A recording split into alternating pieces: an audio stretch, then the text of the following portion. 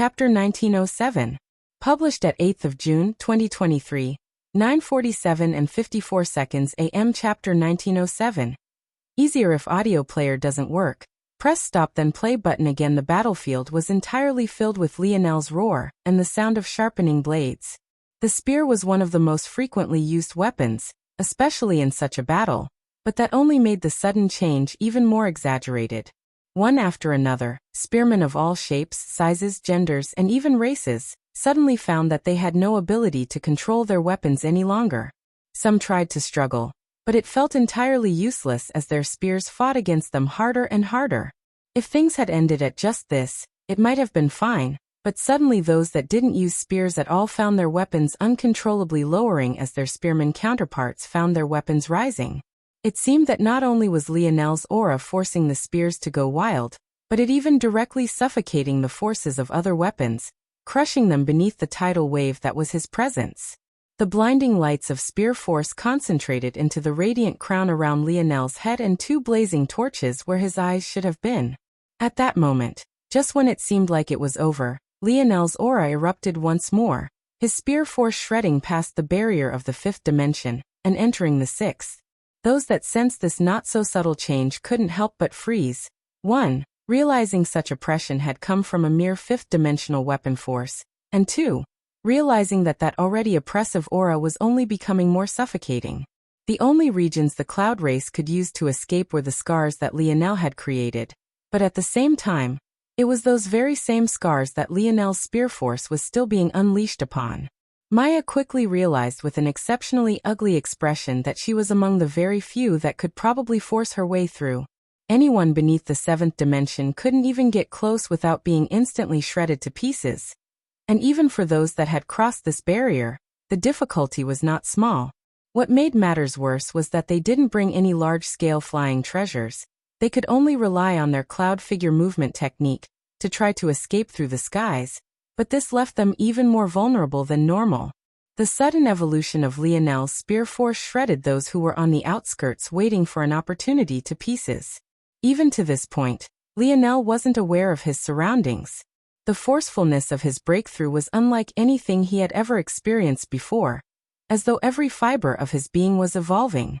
He was becoming about as different as he could become without becoming an entirely new person. It was a feeling he had never experienced before. Lionel had broken through many times before. He had even reforged his own body from nothing but his ethereal glabella before, resetting himself to the very beginning. And yet even those experiences felt like nothing compared to this. The only way to describe it was being born. He was being birthed once again, reborn, reforged. On the ground below, the spearmen finally couldn't hold on any longer.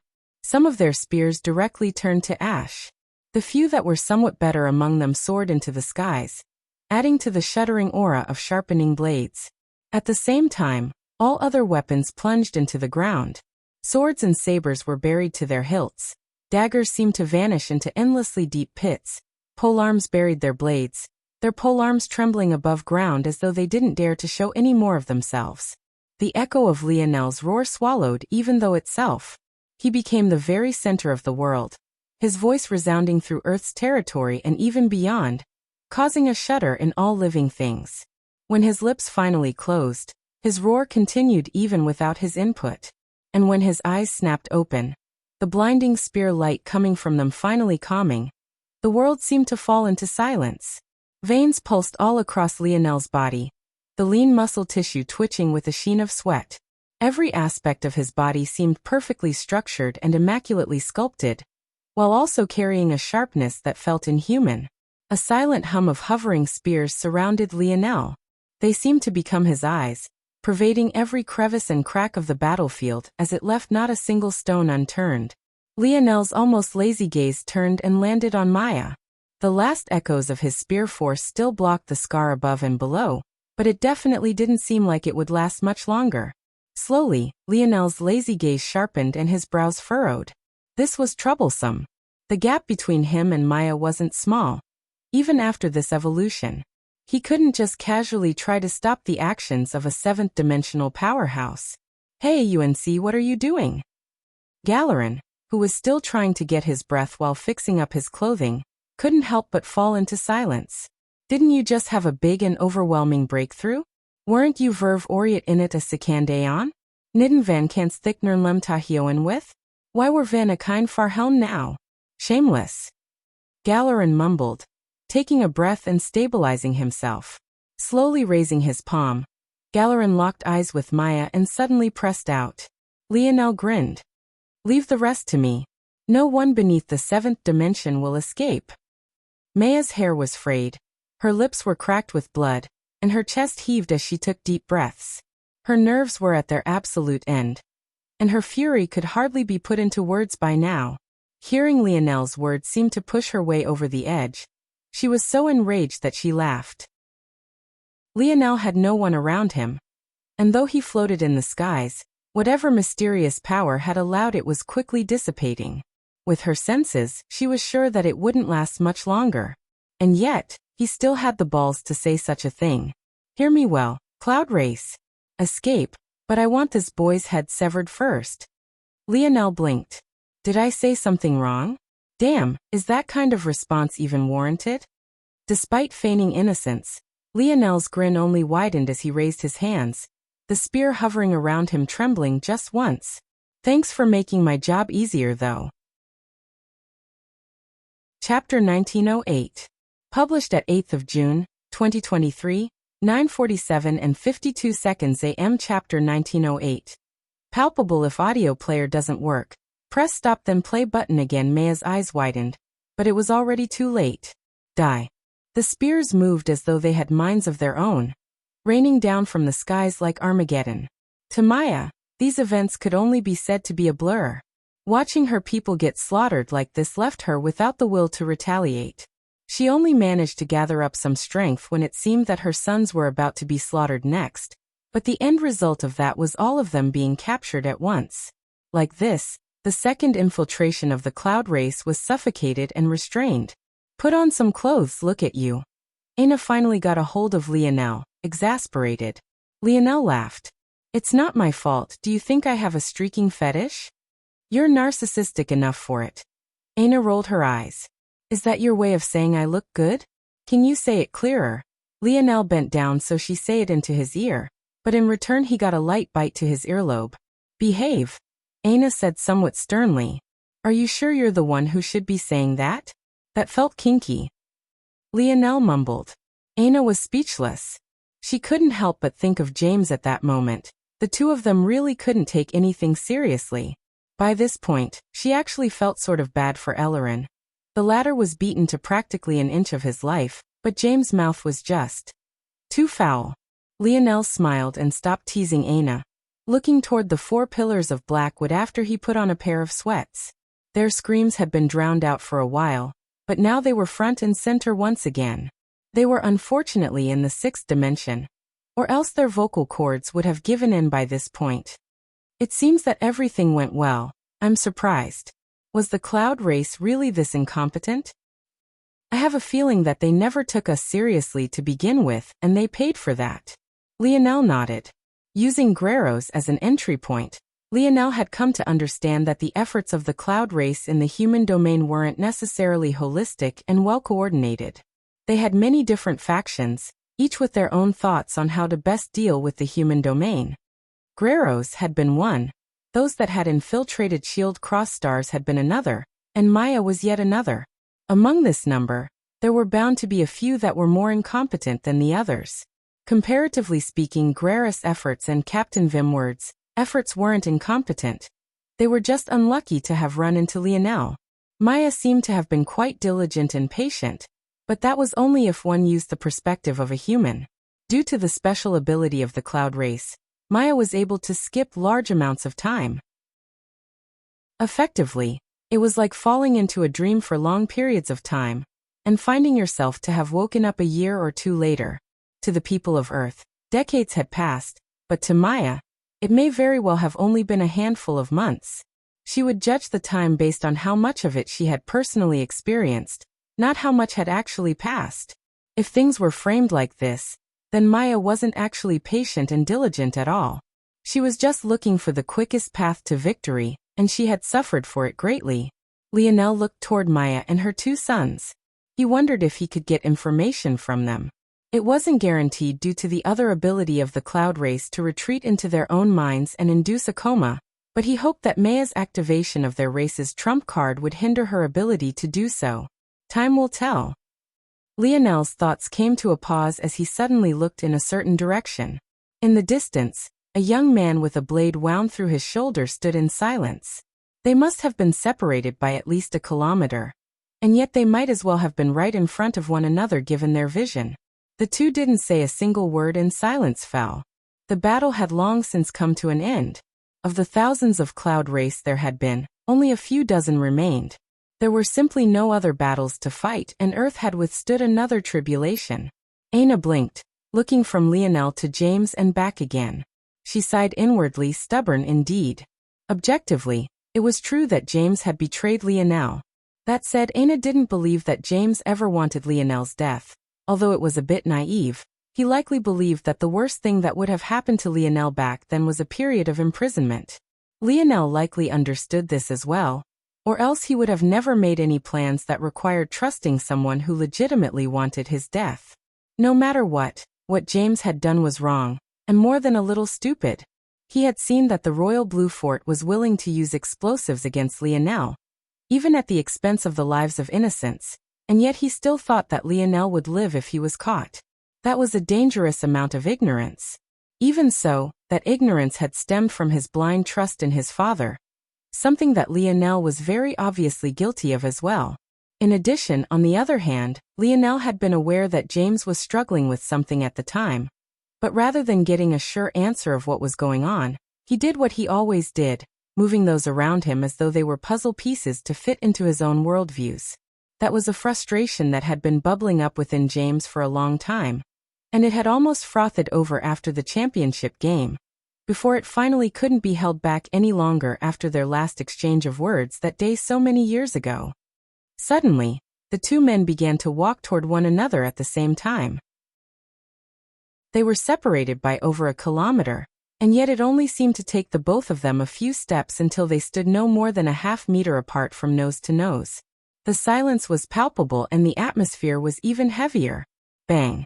2 fists moved at once, Lionel's landing on James' cheek, and James landing on Lionel's nose. Both spewed out a mouthful of blood, taking a single step back before they charged toward one another, butting heads and clasping palms. Bang! A concentrated blast of air rippled out in all directions. Chapter 1909. Published at 8th of June, 2023, 9:47 and 51 seconds AM. Chapter 1909. Bets if audio player doesn't work. Press stop then play button again. Teeth and blood flew. Lionel grit his teeth. This son of a bitch really had a hard head. Hard-headed son of a bitch, James said through gritted teeth. Lionel craned his neck back in response, smashing forward again. Not to be one to lose out, James craned his own and followed suit. The sound of their foreheads clashing was akin to 2 slabs of metal, their brains rattling around as though jello on a plate. Even so, the 2 didn't seem to notice as they reeled back and smashed forward again. Lionel's knee suddenly drove up with a hop, catching James off guard and nailing him right in the chin. James' grip on Lionel's hands loosened as he stumbled back. Lionel tried to follow up with a winding kick, but James trapped it to his hip with an arm lock, roaring once as he lifted Lionel to the air and swung him toward the ground. Lionel reacted quickly, twisting the position of his knee in James' hold, and rounding the latter's back. With a swift movement, he threw his other leg over James' head, and over his shoulder before locking in a solid headlock. James tilted over, the momentum he had gathered while trying to throw Lionel, causing him to fall to the ground. His father almost immediately went red, then purple, as Lionel's hold around his neck tightened again and again. With a slight wind-up, James drove a solid elbow into Lionel's liver, as though he had eyes in the back of his head. Lionel gasped for air, his whole body threatening to shut down completely. It was just a short lapse, but James used the opportunity to reach his hands back and grab toward Lionel's shoulders. When James realized that Lionel wasn't wearing a shirt, he changed tactics and grabbed the latter's head, roaring out as he flipped Lionel over his head and smashed him toward the ground. The wind rushed out of Lionel's lungs, but he didn't have time to react as James' foot descended. Lionel flipped to his side once, dodging out of the way and palming the ground. He spun on his palm, sweeping his legs out and kicking James' own out from under him. James lost his footing, tumbling to the ground. Before he could regain his bearings, Lionel had already scrambled over, sliding into a perfect armbar that left James' joints on the verge of bending in the wrong direction.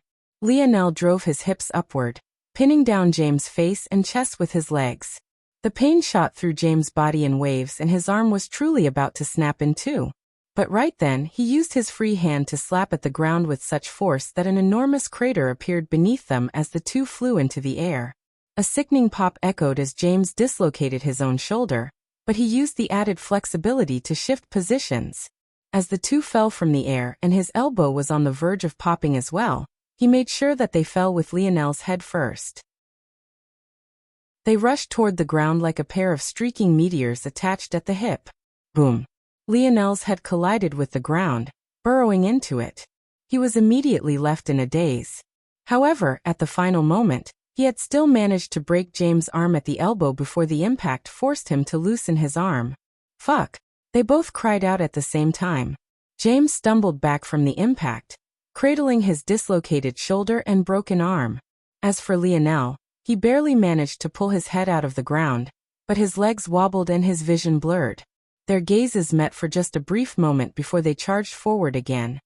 James with one arm and Lionel like he was some sort of drunk driver on legs. Bang! They tackled one another but ended up spinning off the side and tumbling to the ground again. They quickly stood and rushed toward one another again, throwing out fists and kicks. Quite frankly, if it wasn't for the fact neither had used force or any abilities, there would be no doubt that they were trying to kill one another. At the edge of the ever-erowing crater, Aina watched speechless.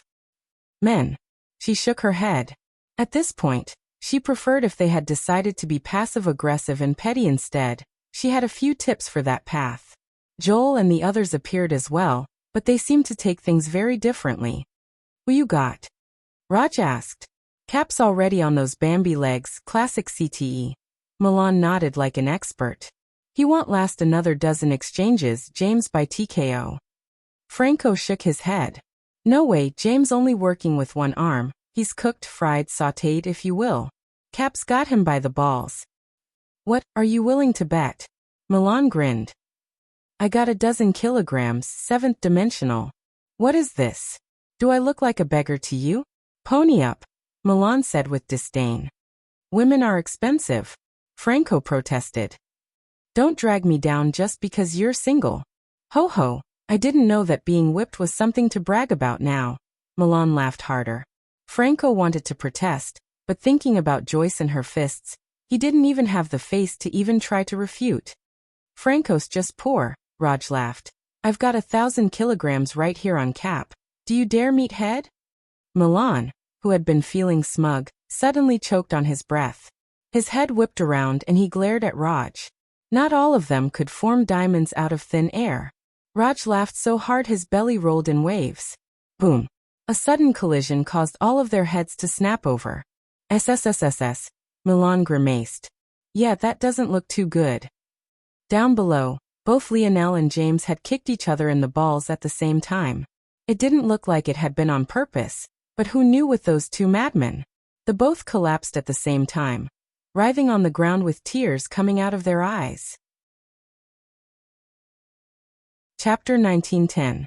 Published at 8th of June, 2023, 9:47 and 42 seconds AM. Chapter 1910.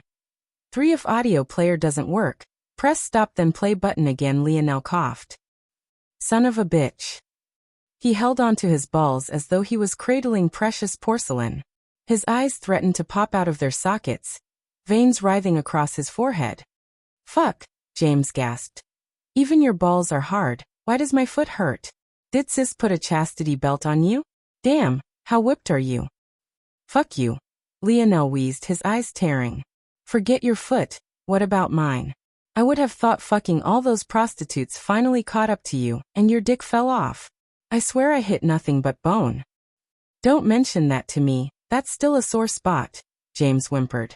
He still had no idea if Samoa was a real person or not, or if he had been toyed with the entire time. How annoying. Finally got your heart broken, huh? I tried to warn you. It was only a matter of time.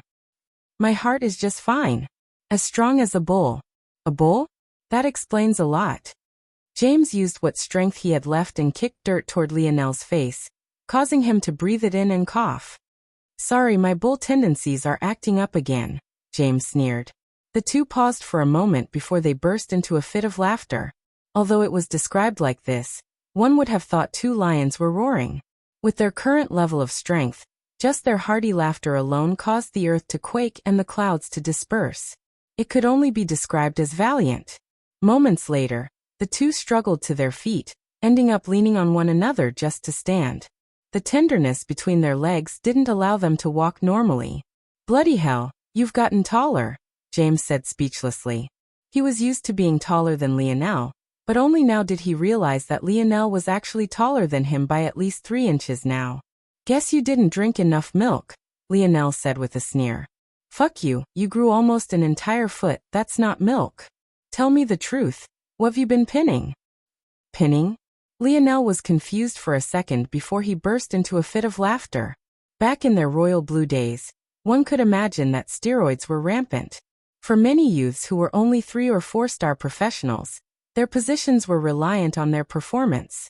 Plus, with the advancement in technology, only the most horrific kind of steroids actually still had poor side effects. So it was unsurprising that its abuse was everywhere. It had just been so long since Lionel heard of something so mundane that he couldn't help but burst into a fit of laughter.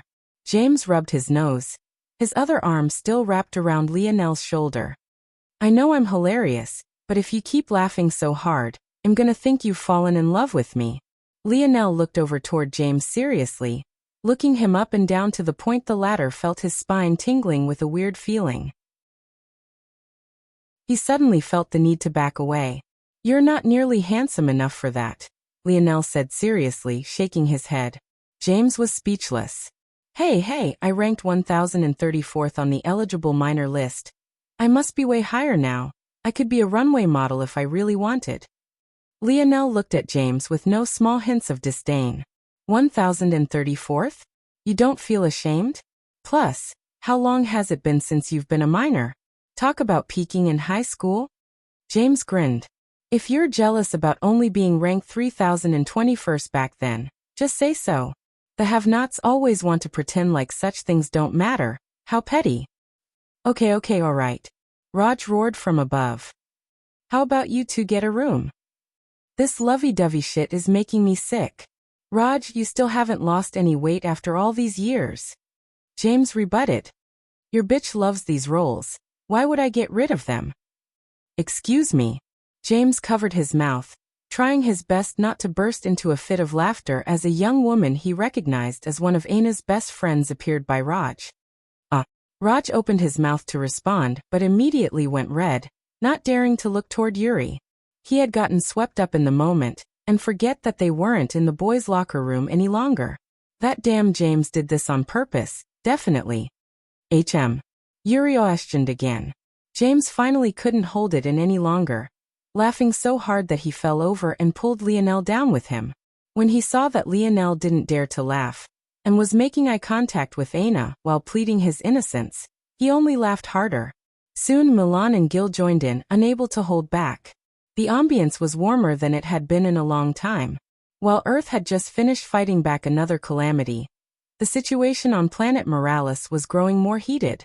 While the conference had yet to begin, the number of powerhouses converging was steadily growing in number. Whether it was individual powerhouse families like the Suryad family, or large networks of alliances like the Constellation families and the various craftsman guilds, not a single one missed this opportunity. Everyone had come to realize that this generation's air wars would become a flashpoint, a split road of sorts for the human domain. Its outcome, as impossible to predict as it was, would maybe become the most important event in the whole of their history. At that moment, a particular youth had recently exited his seclusion. He stood in front of the partial ruins of the Sword faction, his visage expressionless. He hadn't been present when Lionel returned, and as such he could do nothing as his sword faction was humiliated. Even now, those scars had yet to heal. Even so, he didn't seem to care very much about this at all. He had been entirely focused on other things. The sword domain ring on his finger glowed, the sound of a sword howl filling the air. He was suddenly very interested in these air wars. If Idrim's father had been there, he would have realized that he had made quite a substantial mistake. There weren't two true sovereigns in this world, there were three. Chapter 1911. Published at 8th of June, 2023, 9:47 and 40 seconds AM. Chapter 1911. Painted. If audio player doesn't work, press stop then play button again. Lionel sat on his heels by Ellerin, his sigh painted in the depth of his eyes. Seeing Ellerin here like this, beaten unconscious by James, he already knew that old Hutch was dead.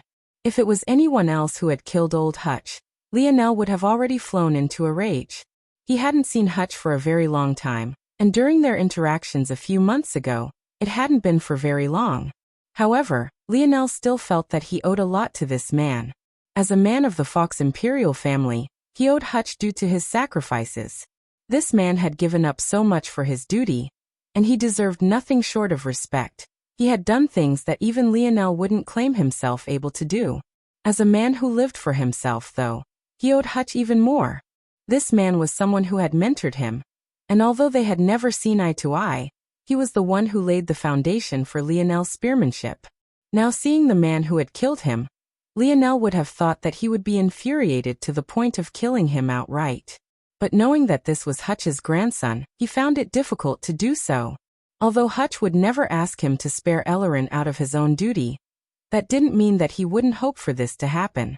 Lionel thought for a moment, not entirely sure of what to do. A shadow passed by him and James appeared. He was a tough one. From what it sounds like, he went down pretty easily, Lionel said with a raised eyebrow. Well, that's because me. James laughed before becoming serious.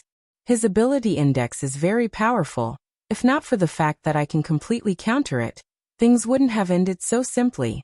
It seems to me that he placed a lot of effort on learning to control his ability index, mostly because it was so difficult to use. It also benefited him because his ability index is so powerful. But once he lost it, he couldn't output even 1% of his power as a result. What was his ability index? James explained it as best as he could. Most of it came from his own instincts, so the details were fuzzy, but this alone was enough for Lionel's eyes to narrow in understanding. A time-based ability index. Indeed, Ellerin would be quite alone in this aspect. James had done quite well to take his own ability index to the extreme, but it also had to be considered how common James' ability index was. Although James was fairly alone, the amount of information he could find on the energy shield ability index was practically endless. Just for context, even within their friend group alone, James wasn't the only one with it. There was still Milan who had this ability index as well. However, for Ellerin, he probably didn't even know what the 5 tiers of his ability index was. Usually, tiers were created after observing tens of thousands, usually millions of people with the same ability index. Only then could an accurate assessment of the tiers be made. But with such a rare ability, how could such a thing be possible? Ellerin probably didn't even know which of the tiers he fell into, and he likewise wouldn't know how to improve his ability index without fumbling around on his own. And even then it would be imperfect. For all Ellerin knew, he was improving his ability index down the wrong path. With so much on his plate, how could he have time to hone other abilities? Outside of his blade, he had nothing. But in James' domain, even that was rendered useless. Honestly, Lionel couldn't think of many who could defeat James, but he could think of many that would have performed a lot better. The main weakness of James' domain was obvious. He could sap away atmospheric force, but that did nothing to the force inside of your body. Unfortunately for Ellerin, his ability index was entirely reliant on observing outside forces, and then executing his next steps based on that. When James said he perfectly countered Ellerin, he wasn't lying. After a long while of silence, Lionel exhaled and pressed a finger forward, pushing it down onto Ellerin's forehead. At that moment, Ellerin suddenly reacted, and his blade shot out with a great amount of speed. He didn't seem to be awake at all, but his body still reacted instinctually. Even so, James reacted faster, an energy shield appearing between Lionel's neck and the blade. Without any more fanfare, the blade was stopped and Lionel's finger pressed onto Elleren's forehead. A seed was formed and Elleren was quickly bound to Lionel much like Harmony had been. Elleren's eyes struggled to open, but in doing so, he coughed up a mouthful of blood. The blurriness in his eyes were too great, and he couldn't see anything above him. The sun felt far too bright. At that moment, though, a warm current passed over him, and seemed to alleviate the worst of his injuries somewhat. Elleren's vision finally cleared, but when he saw that it was Lionel who was above him, his expressionless gaze turned cold. At this moment he didn't see Lionel, he saw a member of the Fox Imperial family. The difference was subtle, and yet it made all the difference. "I would retract that gaze if I were you," Lionel said coldly. "Not only is your life in my hands, but a person willing to murder their own grandfather like you has no right to look at me or anyone like that for that matter. Regardless of what you think the Imperial family is guilty of, at the very least it's not patricide. Whether you want to or not, it'll make you slave for your whole life for the sake of the cause your grandfather devoted himself to. Maybe then, when you die, you'll be able to look him in the eye." Lionel's voice was cold, and carried not the slightest hint of care. Even facing Elleren's hostile gaze, he was unmoved. As far as he was concerned, allowing Elleren a chance to live was already his act of mercy. He owed him nothing else. Chapter 1912. Published at 8th of June, 2023, 9:47 and 16 seconds AM. Chapter 1912. Necessary if audio player doesn't work. Press stop then play button again. Lionel sat in silent meditation, trying to feel the changes to his body. The changes previously had happened far too quickly, and he wasn't sure what had actually happened to his body. He wasn't even aware of having become a so-called true sovereign. He had heard about true sovereigns before, but he knew next to nothing about them. He wasn't sure what the separation was, and even after becoming one, he only had a faint inkling. For example, when his aura had flooded outward previously, it wasn't just that spears had reacted to him, but other weapons were suppressed as well. Previously, Lionel couldn't even influence spears from a distance. They had to actually attack him for him to be able to negate them. But now he seemed to have an area of effect on not just spears, but all weapons to a certain extent. It was a mysterious sort of feeling, and it made him see through the uniqueness of weapon forces all the more. Not only did they seem to have a strong link with his soul, but they seemed to be linked to one another in a special sort of way as well.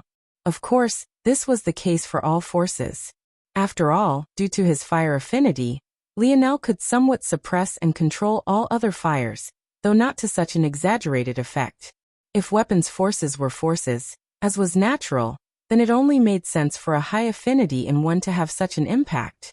But the oddity of this lied in its connection with the soul. Weapon forces almost seemed unique to the person. There was such a huge variety among them that it was almost impossible to account for them all. It was even to the point that two spear forces could feel entirely different from one another. When things were looked at like this, it almost felt weird that a person could use some arbitrary connection to influence others at all. However, that was just the first layers of oddity. Setting weapon forces aside, almost all other forces existed without human input. Whether or not there were conscious beings alive, fire force, water force, wind force, etc., would have to exist no matter what. Beyond that, the likes of spatial force and time force were tied into the very fabric of reality itself. That said, if all weapon forces were suddenly wiped from existence right this moment, what would happen? The answer was nothing. Interestingly enough, there was one other force that was exactly like that as well. Dream force, or more accurately, its root soul force. Ultimately, dream force was just the root of human consciousness. It didn't need to exist for the universe to exist. Right? Something about that conclusion just didn't sit right with Lionel, but it somehow felt logically sound. If weapon forces could be erased without consequence, there was no reason for dream force to be any different. Both were reliant on the existence of living beings, and the universe didn't need such a thing to function. After all, 99 999% of the dimensional verse was void of any life at all. It was clearly not needed. Even in meditation, Lionel couldn't help but frown. There was something wrong with this conclusion. If the metric was how little of the force existed in the grand scheme, then the universe technically didn't need any force whatsoever, because 999% of the universe was also empty space. Although there had been a ton of research on dark matter on third-dimensional Earth, there were never any solid conclusions, and Lionel had never heard of an equivalent in the dimensional verse.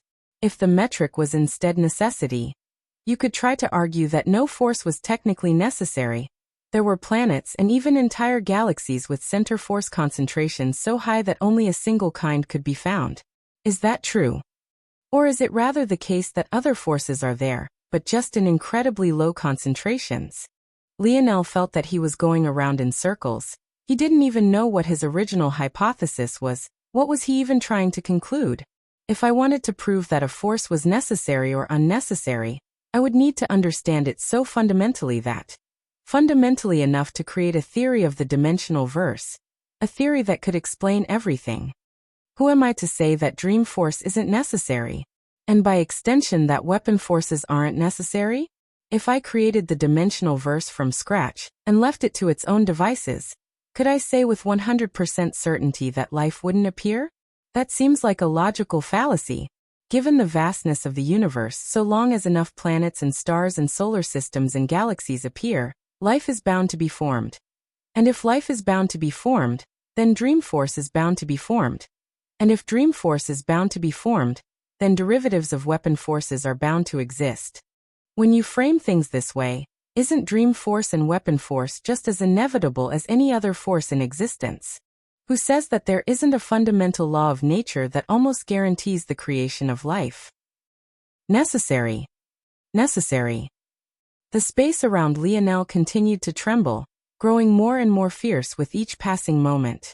Spear force seemed to manifest from nothing at all, becoming extensions of life ripped out from the atmosphere no differently from any other force. Lionel suddenly found that just like he could use his mage core to control atmospheric fire force or spatial force or light force, he was actually also able to find strands of spear force as well. No, he didn't find spear force, he birthed it. He made it necessary. By virtue of his existence, by virtue of the fact he was a living being who exuded dream force, he necessitated the existence of weapon forces. He necessitated the existence of spear force. Bang! Bang! The world quaked and Lionel's aura began to surge. Lionel still didn't have a theory of existence, such a thing was far too beyond him. However, his very thinking itself had shifted. He realized that he had been wrong in his approach all this time. Mastering the spear wasn't about deducing it like some sort of formula. However, mastering the spear also wasn't about listening to it as though it could whisper its truths to you either. Even so, Lionel had no choice but to admit that old Hutch's approach had been far closer to the truth than he had. From the very beginning, Lionel had treated the spear like some synthetic creation separate from other forces, because it seemed man-made. But now he saw something different, his perspective shifted, and he saw spear force for what it was. Necessary. Spear force was no less naturally occurring than any other force in existence. In that instant, let alone the door to the seventh dimension, Lionel sensed the door to the eighth. Whether it was his spear force or his bow force, the blows to both felt like they had been blown wide open. Lionel's body trembled, and a shocking pulse of bow force radiated out from his body. His bow force, which had always been a delicate white color, began to shimmer and change, becoming more and more gold with every passing second until it suddenly became no less resplendent than his spear force. The barrier to Tier 5 shattered, and then the barrier to Tier 6 shattered right after it. In one single step, Lionel crossed from Tier 4 of the 6th dimension to Tier 7. Chapter 1913. Published at 8th of June, 2023, 9:47 and 14 seconds AM. Chapter 1913. Hoped if audio player doesn't work, press stop then play button again. A pillar of blinding golden light shot into the skies, revolving with mighty blades. Spear and bow force spiraled about one another, piercing the veil of the skies and echoing across the human domain with the howl of blades. Lionel's gaze flashed open, a sharp golden light echoing in countless ripples before they slowly calmed. Sitting in silence, Lionel didn't move immediately. Inwardly, he felt as though there was a natural flow to his breakthroughs, one that made them seamlessly stack on top of one another and stream from one to the next effortlessly. This sounded ridiculous. After all, Lionel entered the 6th dimension with dimensional cleanse. He crossed into Tier 3 using Dream Force, then he crossed the watershed of Tier 3 and Tier 4 using Earth Force, and now he crossed into Tier 7 using Spear and Bow Force. It was nonsensical to think that he was flowing from one to the next smoothly, and in fact, it felt quite ridiculous. However, the more Lionel thought about it, the more beautiful he felt it was. To Tier 3 he had expanded his views on Dream Force. The Demoness had such a grasp of Dream Force that others just thinking about her existence would alert her. It was a level of control and comprehension that even the current Lionel couldn't hope to fathom, and he couldn't even quite see the road to reaching such a level just yet. To enter Tier 4 he expanded his views on Earth Force. He realized that Earth Force wasn't some intangible object, and it was actually a fundamental part of life. The human body couldn't survive with the perfect balance of minerals within it, and this was something that could only be carried on by Earth Force.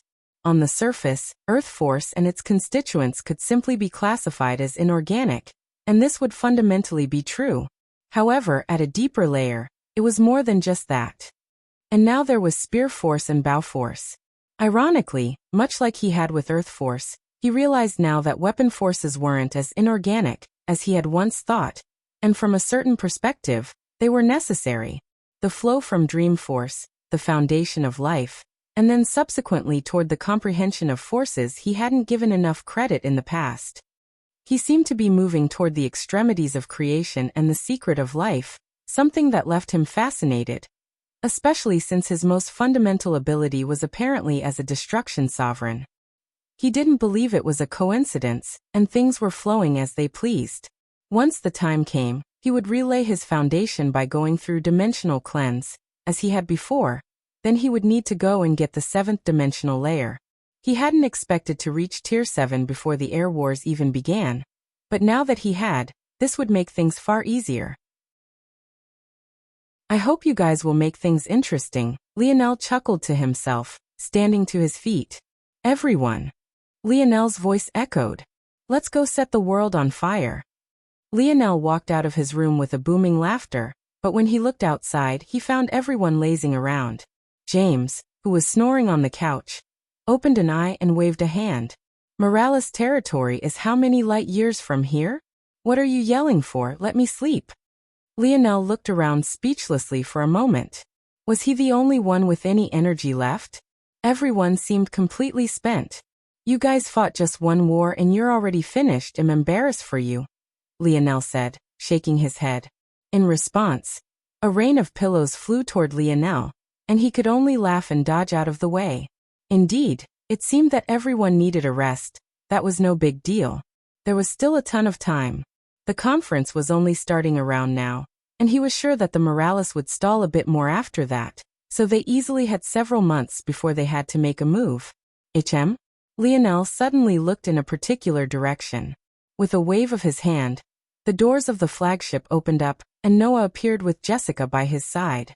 The two landed on the bow of the ship, and though they were a hint surprised by the sudden opening of the doors, they strolled in nonetheless. When Noah saw Lionel, he hesitated, feeling a hint embarrassed and another hint complicated. The last time they talked, Noah had proudly stated that he would remain and protect Earth. However, not even a few weeks later, he had embarrassed himself. Let alone protecting Earth. He couldn't even defeat a single threat. If not for James, he would have died at Elloren's hands.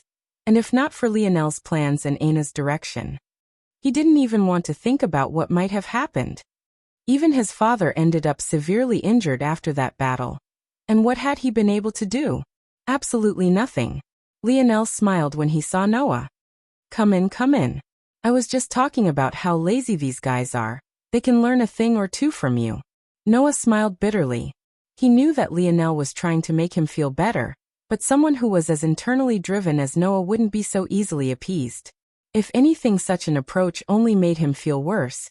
It felt like he was burdening others with his emotions. Seeing this, Lionel smiled and didn't say anything like that again. We're all just relaxing, you two come and sit. Noah lowered his head. Lionel, do you mind if you want to join the Air Wars? I thought you'd never ask, Lionel said happily. I was really disappointed when you said you wouldn't join before. Hearing this, Noah felt the weight on his chest lighten considerably, and he gave Lionel a grateful look. The first time the two met, they battled. He had never thought that they would have such a relationship today. He didn't know if the Air Wars had his answers, but he truly hoped so. Chapter 1914. Published at 8th of June, 2023, 9:47 and 13 seconds AM. Chapter 1914. Waves. If audio player doesn't work, press stop then play button again. Alejandro Morales sat in silence. Compared to the brewing rage he had had 3 months ago, he was currently the picture of perfect calm. He sat at the very top of a pillar that was at least 100 kilometers tall. All around him, there were similar pillars, but even the tallest one of them was only 80 kilometers tall. Although Alejandro didn't say anything, an invisible barrier surrounded him. It was clear that no one else was welcome to sit on his pillar. If one wanted to participate in this gathering, they would have to fight for the lesser pillars. The dignity of the Morales wasn't something a mere few loud voices could infringe upon. One after another, powerhouses appeared around planet Morales. With their sharp eyesights, even from so far above, they could see this setup completely. Many of their expressions darkened, but there was little that they could do. They had already pushed the Morales to this point. It was impossible to ask for more at this point. One at a time, the organizations and families that had chosen to participate sent forward one representative each. They descended from the skies with dignity and arrogance between their brows, each one very much used to ruling over trillions. They all represented the very pinnacle of the seventh dimensional, and were existences that functioned as the backbone of the human domain. One of the first was an older woman wearing fluttering green robes. Despite the dignity between her brows, she still had some of the tender lines of youthful beauty that had aged akin to fine wine on her features. She was Inabella, a powerhouse of the Tier 9 7th dimension, and a current pillar of the Vierer family, which Lionel had quite some contentious interactions with in the Void Palace. The fact that she wasn't the matriarch of her family, but rather an elder with even higher status than that, spoke volumes. She was considered to be an ancestor of her family, but she had no choice but to greet someone who was technically her junior in Alejandro as though they were equals. But the unfortunate truth was that in this situation, they were. The moment she entered the region of the pillars that pierced the skies like spears, her flight wavered, and she nearly fell from the skies. She teetered, clenching her jaw in silence as she tried to maintain her steady flight, taking a breath and walking through the air with her best feigned attempt. From start to finish, Alejandro never opened his eyes even a single time. After a while of struggling, Inabella finally managed to land on a pillar that was 60 kilometers tall, landing stably. Although she looked up toward Alejandro with a hint of coldness in her eyes, she didn't say anything as she sat and crossed her legs and began to recuperate.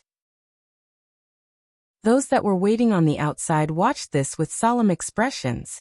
Inabella was quite famous in her day, and she had also been a domain-ranked disciple of the Void Palace. And yet, she had only been able to claim a 60-kilometer tall pillar. The worst part was that the lowest pillar there stood at 50 kilometers tall. In this context, 10 kilometers was too small of a gap. Those families that were substantially weaker than the Vierer family had on especially ugly expressions. If even the Vierer family was like this, what chance did they stand? They realized that riding the wave to condemn the Morales family wouldn't be as easy as they thought it would be in the beginning.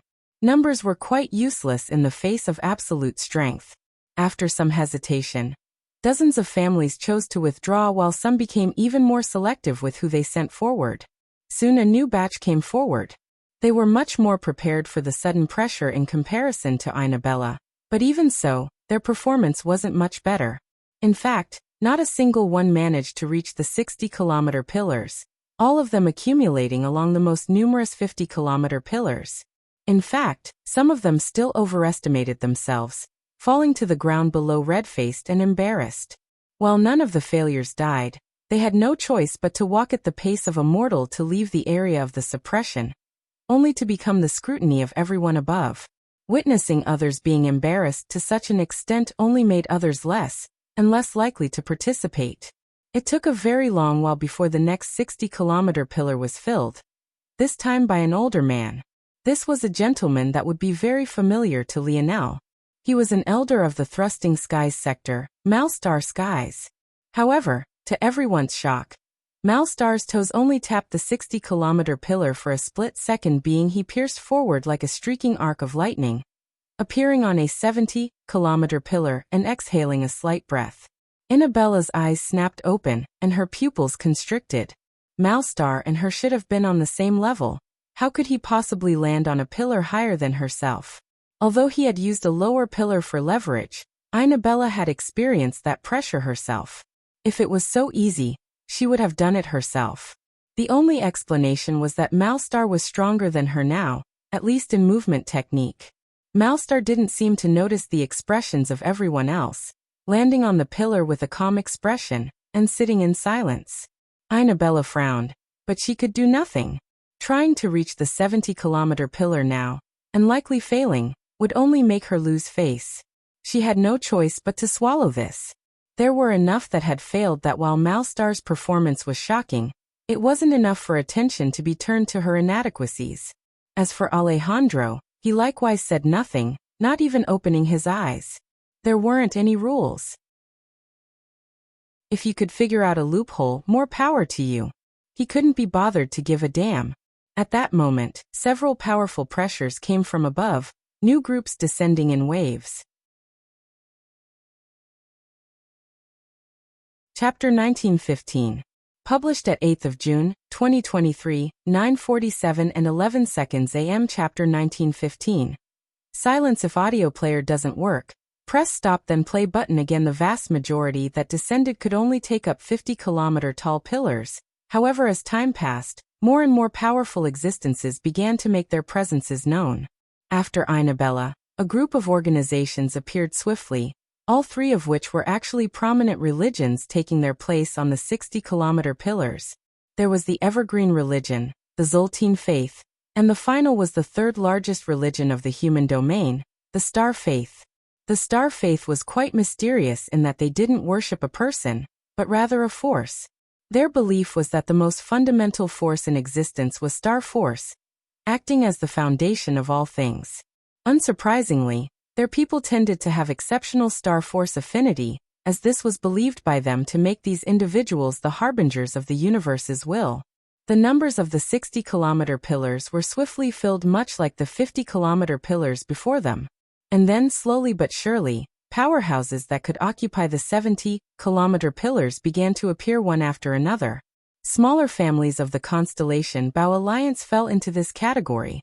The Hawk family, the Hood family, the Elven family. Not far behind them were the families that upheld the spearmanship. These were the families that mostly made up the stalwart polearm party. Among this number, there were quite a few that preferred weapons like the glaive and halberd as well. The Croft family, the Sterling family, the Diablo family. At that moment, the howl of a sword echoed over the horizon. The sudden change caused many that were focused on reaching their target pillars to waver slightly, the strong surge causing their pupils to constrict. At first, many assumed that the Seward family was making the appearance, but after some thought, they felt that it was simply impossible. There was no way that the Seward family would allow the Morales family to casually change the narrative. If they were going to appear, their current attempt would be far more forceful than just this. The Sena family. An older gentleman with long, fluttering eyebrows appeared over the horizon. He cut through the air like a sword, a formation of blades hovering around him as he sliced through the pressure, as though it was nothing more than a thin wind. Bang! He landed heavily on an 80-kilometer pillar, his sharp, sword-like gaze landing on Alejandro, who continued to sit unmoved on the 100-kilometer pillar. There weren't even any 90-kilometer pillars to make use of. This was already the furthest he could go unless he was willing to battle it out with Alejandro. The Morales had clearly done this on purpose, making it so that 80 kilometers was the highest would diminish the prestige of all the highest level families. The Suyard family was definitely on a far higher level than his Sina family, but wouldn't they have to obediently pick out an 80-kilometer pillar? The older man sneered, his aura flourishing. However, he did nothing and he remained silent. He felt that it was beneath him to speak to a junior like Alejandro. In his youth he was collectively known as the Twin Swords along with a current ancestor of the Suyard family. That ancestor was known as the Light Sword and he was known as the Shadow Sword, both literally and figuratively. The relationship of the Sina and Suyard families weren't exactly like master and subordinate, and was much more complex than that. But even setting such a thing aside, just his status alone was far beyond just pettiness. After releasing his aura to make his displeasure known, he said nothing else and sat in meditation. He wondered if Alejandro would be able to remain so nonchalant in a few more moments. The appearance of the Shadow Sword seemed to have unleashed an avalanche onto Morales territory. One after another, the constellation families began to appear one after another, each one carving paths toward the 80-kilometer pillars. The Gamine family, the Libra family, the Tor family, the Tarius family, the Pius family, the Cornus family, the Cancer family, the Ram family, the Virgo family, the Aquarius family, the Pisc family, the Leo family. The uproarious laughter of Vanuzzi Leo echoed through the skies, dispersing the clouds and causing the narrow pillars to sway from side to side. Many of the weaker existences were forced to grit their teeth and unleash their force to forcefully stabilize themselves. Behind the constellation families came the number one religion of the human domain. Their representative was a young woman with thick and large sleeves that hid her hands in a clasp of prayer. A halo hung above her head, and it seemed very much real. It didn't seem to be a gimmick, or even something forcefully created by force. Even if it was, she was simply too beautiful for others to lambast. This young woman was known as a demigoddess to their religion. A young woman with spiritual blood running through her veins. This was the spiritual faith, the strongest religion of the human domain, and one that worshipped not a person, nor a force, but rather an entire race. This was a religion of people who believed that the spirituals were elevated humans, and that only by seeking their guidance and cleansing oneself, could you transcend humanity, and become a spiritual as well. If the strongest factions of the human domain were to be listed, there was no doubt that the spiritual faith would be among them, although they were often neglected. The Morales, the Suyards, the Constellation Alliance, the Guild Alliance, Shield Cross Stars, the Void Palace, and finally, the spiritual faith. Of these powerhouses, 3 had arrived. But in keeping with the humble nature necessitated by her religion, the demigoddess didn't fight for a higher place, simply gliding to a position on an 80-kilometer pillar. At that moment, though, the situation seemed that it was finally about to change. An unexpected ship appeared over the horizon, and an even more unexpected person stepped out. The young woman was gorgeous beyond words and perfect beyond description. Cynthia Oman, the scorned Queen Beauty, stepped through the air, fluttering down with gentle steps. The entire world seemed to fall into silence. Chapter 1916. Published at 8th of June, 2023, 9:46 and 49 seconds AM. Chapter 1916. Go if audio player doesn't work. Press stop then play button again. Cynthia fluttered down like a fairy, her presence among the only ones that could match and even faintly suppress the demigoddess. Even with her age, it was impossible to find a single flaw, and even with her somewhat negative title of scorned Queen Beauty, not a single soul thought less of her. However, it was unknown if this was because she was simply that perfect, or if it was because the man who had tainted her reputation was so entirely irreproachable. The story of the scorned Queen Beauty was one that had set the human domain ablaze all those years ago. Velasco had ruined his fair share of beauties in his youth, and had infuriated even more families and organizations as a result. Whether it was the backing of the beauties themselves, or the backing of the young men who had lost the race for her, it could be said that he had enemies everywhere. If it wasn't for his absolute strength, even the Morales family would simply be unable to protect him. Even so, compared to all the others, the scorned Queen Beauty was an especially tragic one. If there was any female counterpart to Velasco, it was Cynthia Oman. She was unmatched by all except Velasco. Even the likes of Montez couldn't last more than a handful of exchanges with her. Ever since they were born and grew old enough to walk, most were entirely unable to mention Velasco without mentioning Cynthia. Even when Velasco ruined his first segment of beauties, no one batted an eye, assuming that he would end up with the pure and perfect Cynthia in the end regardless. Some were enraged with Velasco for forcing Cynthia to deal with such humiliating rumors about her future husband's lack of discipline, and no small number of battles had been triggered as a result of this. Even so, Cynthia had never said anything about it, silently waiting. And then that day seemed to have come. Everything was prepared, the perfectly matched couple would finally come together. But it never happened. Before the wedding was meant to take place, Ishmael Morales died.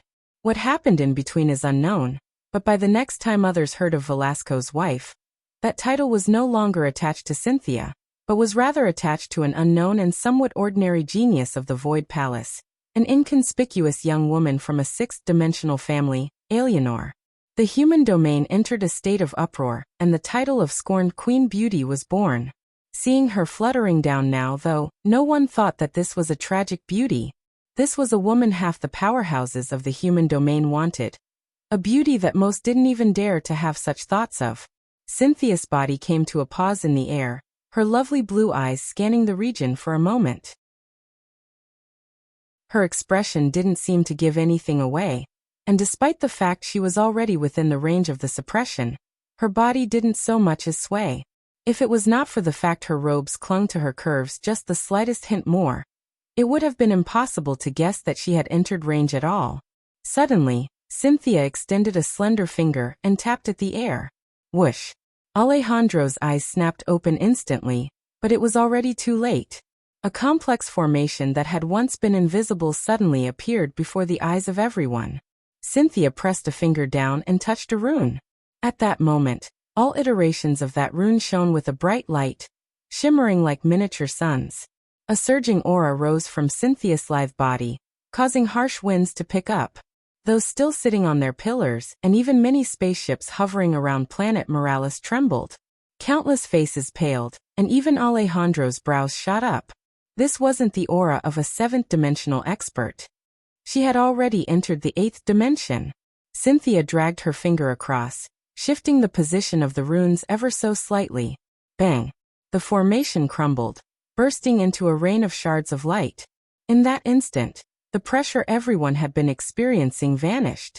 Cynthia floated forward through the shards as though she hadn't done a thing, landing on an 80-kilometer pillar without a word and taking a seat. Alejandro's lip couldn't help but twitch. She could have taken an 80-kilometer pillar just as easily with or without destroying the pressurizing formation. And yet she had chosen this path anyway. The wrath and pettiness of a scorned woman knew no bounds, and Alejandro knew better than to say anything. Even Vanuzzi Leo, who would usually be laughing at the Morales family's misfortune at this point, didn't dare to say a single thing. Alejandro exhaled a breath, and here he thought that the only one of that generation who could have possibly reached that level already was Velasco. It seems that it was not a coincidence that they're always attached at the hip in their youth. Shaking his head, Alejandro smiled bitterly inwardly. What happened next would be far more annoying because of the actions of this scorned beauty. Almost as though on cue. Boom! A warship double the size of a planet appeared over the horizon. On the bow of the ship, several white-robed fingers stood, the echo of sword howls sweeping over planet Morales. Boom! Another warship, just as large and just as looming, appeared. On the bow, men and women with bows striped across their chests stood in silence, the howl of bow force echoing over the planet. Go! Two young men glided forward. Compared to the others present, they're clearly out of place and were without a doubt members of Lionel's generation. The bow deity, Nazagterius. The sword deity, Amory Suyard. The goal of the Terrius and Suyard families was clear and obvious, and Cynthia's actions had allowed it to happen. The Morales had sent forward a junior that was young than 99% of those there, so they would send a pair even younger than that. Not only would this clearly knock the Morales down a pair, it would make their attempt to protect Lionel feel far more glaring than it should have. Chapter 1917. Published at 8th of June, 2023, 9:46 and 38 seconds AM. Chapter 1917. Real if audio player doesn't work. Press stop then play button again. The two young men seemed to ride a wave of weapon force, landing on their pillars with a bang. Despite the seniority of those around them, their visages were the picture of indifference.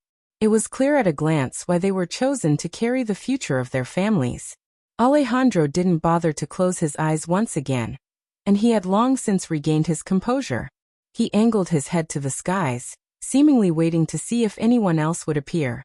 This was unlikely, whether it was the Void Palace or Shield Cross Stars. They were both committed to neutrality, and everyone else of note was already present. Plus, the Void Palace wasn't made up of families and organizations like this, while Shield Cross Stars, although they were very invested in not placing any sort of nepotism front and center for obvious reasons. It seems like everyone is here, Alejandro said lightly.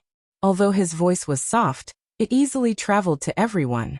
The purpose of this gathering is to discuss the finalized rules of the Air Wars, however. Alejandro's gaze flashed with lightning, the clouds above darkening. The Morales family and I, as their patriarch, would like to make something very clear first. First, Earth has never been our target. The secrets of the Morales family are beyond your understanding, and if you think that the hot blood that runs through our veins is capable of taking advantage of a fledgling world, which is yet to be capable of standing on its own 2 feet. Crack! Boom! Arcs of lightning flashed across the skies, a suffocating boom echoing through all their hearts and pressing down on their hearts. Then you're assigning too much of your inferiority toward us. Alejandro's gaze flashed like lightning. Second, the Morales family and I don't give a damn whether you believe us or not. We have never needed your acknowledgement, nor will we ever need it. If you think you've forced our hand by causing this change in the Air Wars, you're nothing short of mistaken, and in the worst case foolish. We do not need subliminal messaging, nor do you need to read between the lines with us. There is one and only one reason for these Air Wars. And that's as a reminder to you all that the dignity of the Morales family cannot be infringed upon. For the sake of the human domain and the dangers that it is facing, we've decided to keep this small reminder on a stage the younger generation can claim. But this is the one and final warning we will give you all. If you insist on pressing forward, thinking that numbers will oppress us and force us to take a step back, we will see what happens first. Whether the Morales will destroy the human domain first, or if outsiders will. Feel free to take your pick, and while you're at it, be sure to understand your limits. The crackle of thunder continued to echo, and Alejandro's voice had gone from a light whisper to a booming cadence. Those from lesser families couldn't help but pale considerably. They had always heard that the Morales were a group of madmen, but never had they expected that they would rather war against the whole human domain than lower their heads. This was the final line the Morales were drawing. There wouldn't be a second.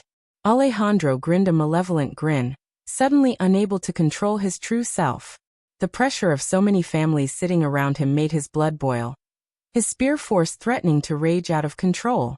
Even an 8th-dimensional expert had appeared. How could his blood not be alive? If it's up to me, I hope you don't know what's good for you. My blade has been sheathed for too long. At that moment, a figure rose up from the ground, landing by Alejandro with a light cough and patting his shoulder. Adderworth smiled lightly. Sorry everyone, my father's temper has been the best recently. His words are correct, though. It's best that we keep this to the younger generation. The patience of the older is much more limited. Adderworth swept a gaze across everyone present. Truthfully, those words were the main reason we invited you all here. The Morales truly do not fear anyone, and we do not change our plans for the sake of the pressure of outsiders. I, as the eldest brother of the Nova generation, speak for my brothers when I say whether you all participate or not. Makes little to no difference. Our real competition was ourselves to begin with. The rules of the gathering will be the same as it always has been, and you all can experience what every generation of Morales has experienced. If you do not like the rules, feel free to complain, though those complaints will likely fall of deaf ears. If there's nothing else, I will go about explaining what these rules are. After I am finished, we'll construct an official list of participants that cannot, and will not be changed after we all leave here today. Anything. Adderworth seemed to gain the initiative back for the Morales family. At this point, if anyone asked for rule changes, it would seem as though they're asking for leniency compared to what the Morales family juniors usually experienced, and they would only end up humiliating themselves. But at the same time, if the Morales family's rules weren't strict enough to begin with, then exposing these rules after so much bloviating now would only give rise to them to smack their own faces. At this point, everyone had to put their best foot forward, with failure costing them endless humiliation. Adderworth's smile, though, seemed to make it clear that he was quite confident in this regard. Good. Then I'll begin to explain now. As always, the Morales family's air wars will take place in the war zone, a space constructed and reset every generation by ancestor Hugo. The main fixture of this world is that for its residents and the general world, time moves 100 times faster than normal. Although this space is virtually constructed, the danger, injuries, and death are very much real. Chapter 1918. Published at 8th of June, 2023, 9:50 and 31 seconds AM. Chapter 1918. If audio player doesn't work, press stop then play button again. Chapter 1918. Door frame. Prev. Chapter. Lionel leaned on a door frame, his expression hard to read. On a bed with a young girl slept soundly. Well, he still saw her as a young girl anyway. In reality, her age was probably almost double his by now. However, considering her naivete, he really couldn't look at her any other way. This young girl was none other than little Nana. It had been years since Lionel had seen her last, even if he disregarded the over 20 years he had missed out on. She had grown into a woman now, but her mind didn't seem to have changed very much. Lionel's emotional intelligence was quite high, but when it came to real psychological theories, his understanding was limited. This was why he had left the raising of Candle and Vice to Wise Star Order despite the inherent danger that came with it. Back then, Nana hadn't even been 10 years old if he remembered correctly, but she had gone through something that could only be said to be traumatic. It wasn't too surprising for her to carry lingering scars from back then, and the fact that she still seemed to be obsessed with him only went to further prove this. Yes, he had saved her life when all hope had seemed lost, but that didn't seem like enough for a woman who was almost 40 years old now to still be clinging to him, especially when he was certain that little Nana's life was filled with blood and carnage. It was just odd. Nana's pearly blue eyes suddenly snapped open, and she shot up, her head snapping from left to right until she suddenly noticed Lionel standing at the door.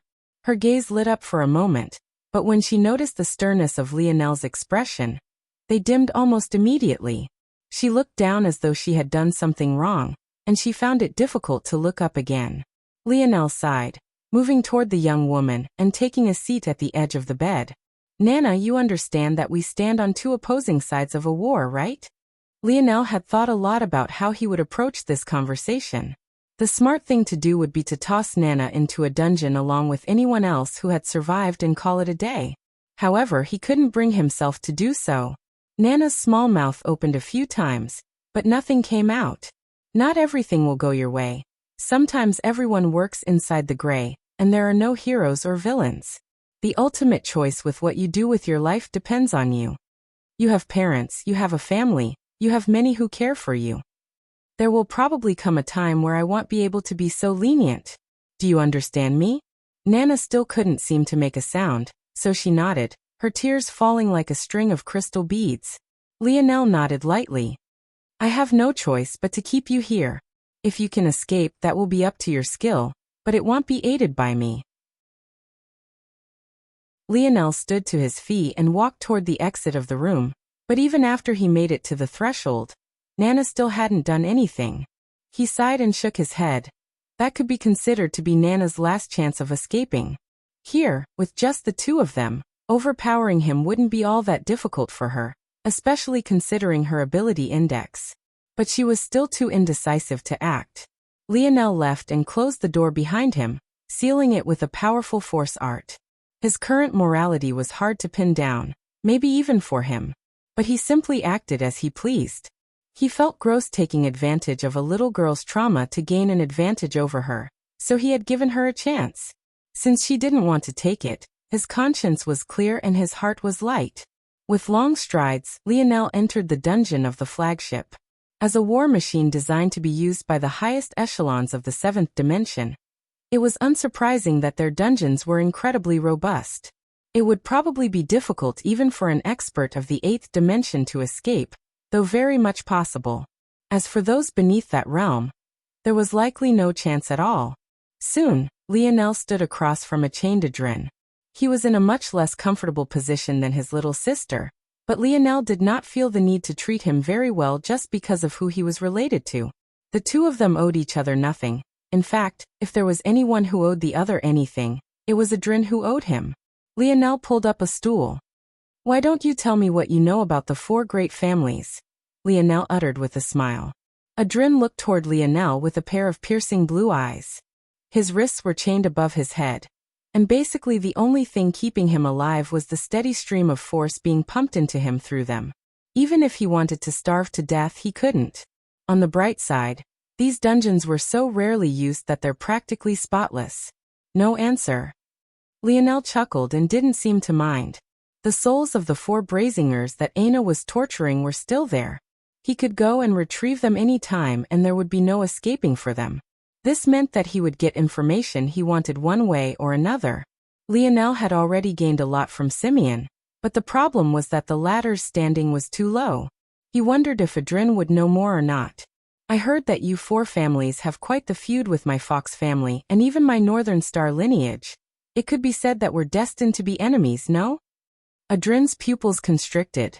It's quite embarrassing, for families that are so powerful, still scared of two lineage factors that barely have any remnants remaining. Do not you think it's a bit embarrassing? Chapter 1919.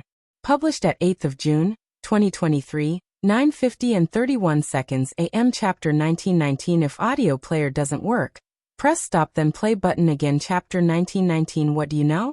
Previous chapter. Adrien's expression darkened. "You have no idea what you're talking about. You have no idea how cruel those two lineage factors are. How much harm they've caused to the world. They don't deserve to exist." Adrien realized that his emotions were more easily agitated than they should have been, but he shrugged this feeling off quite quickly.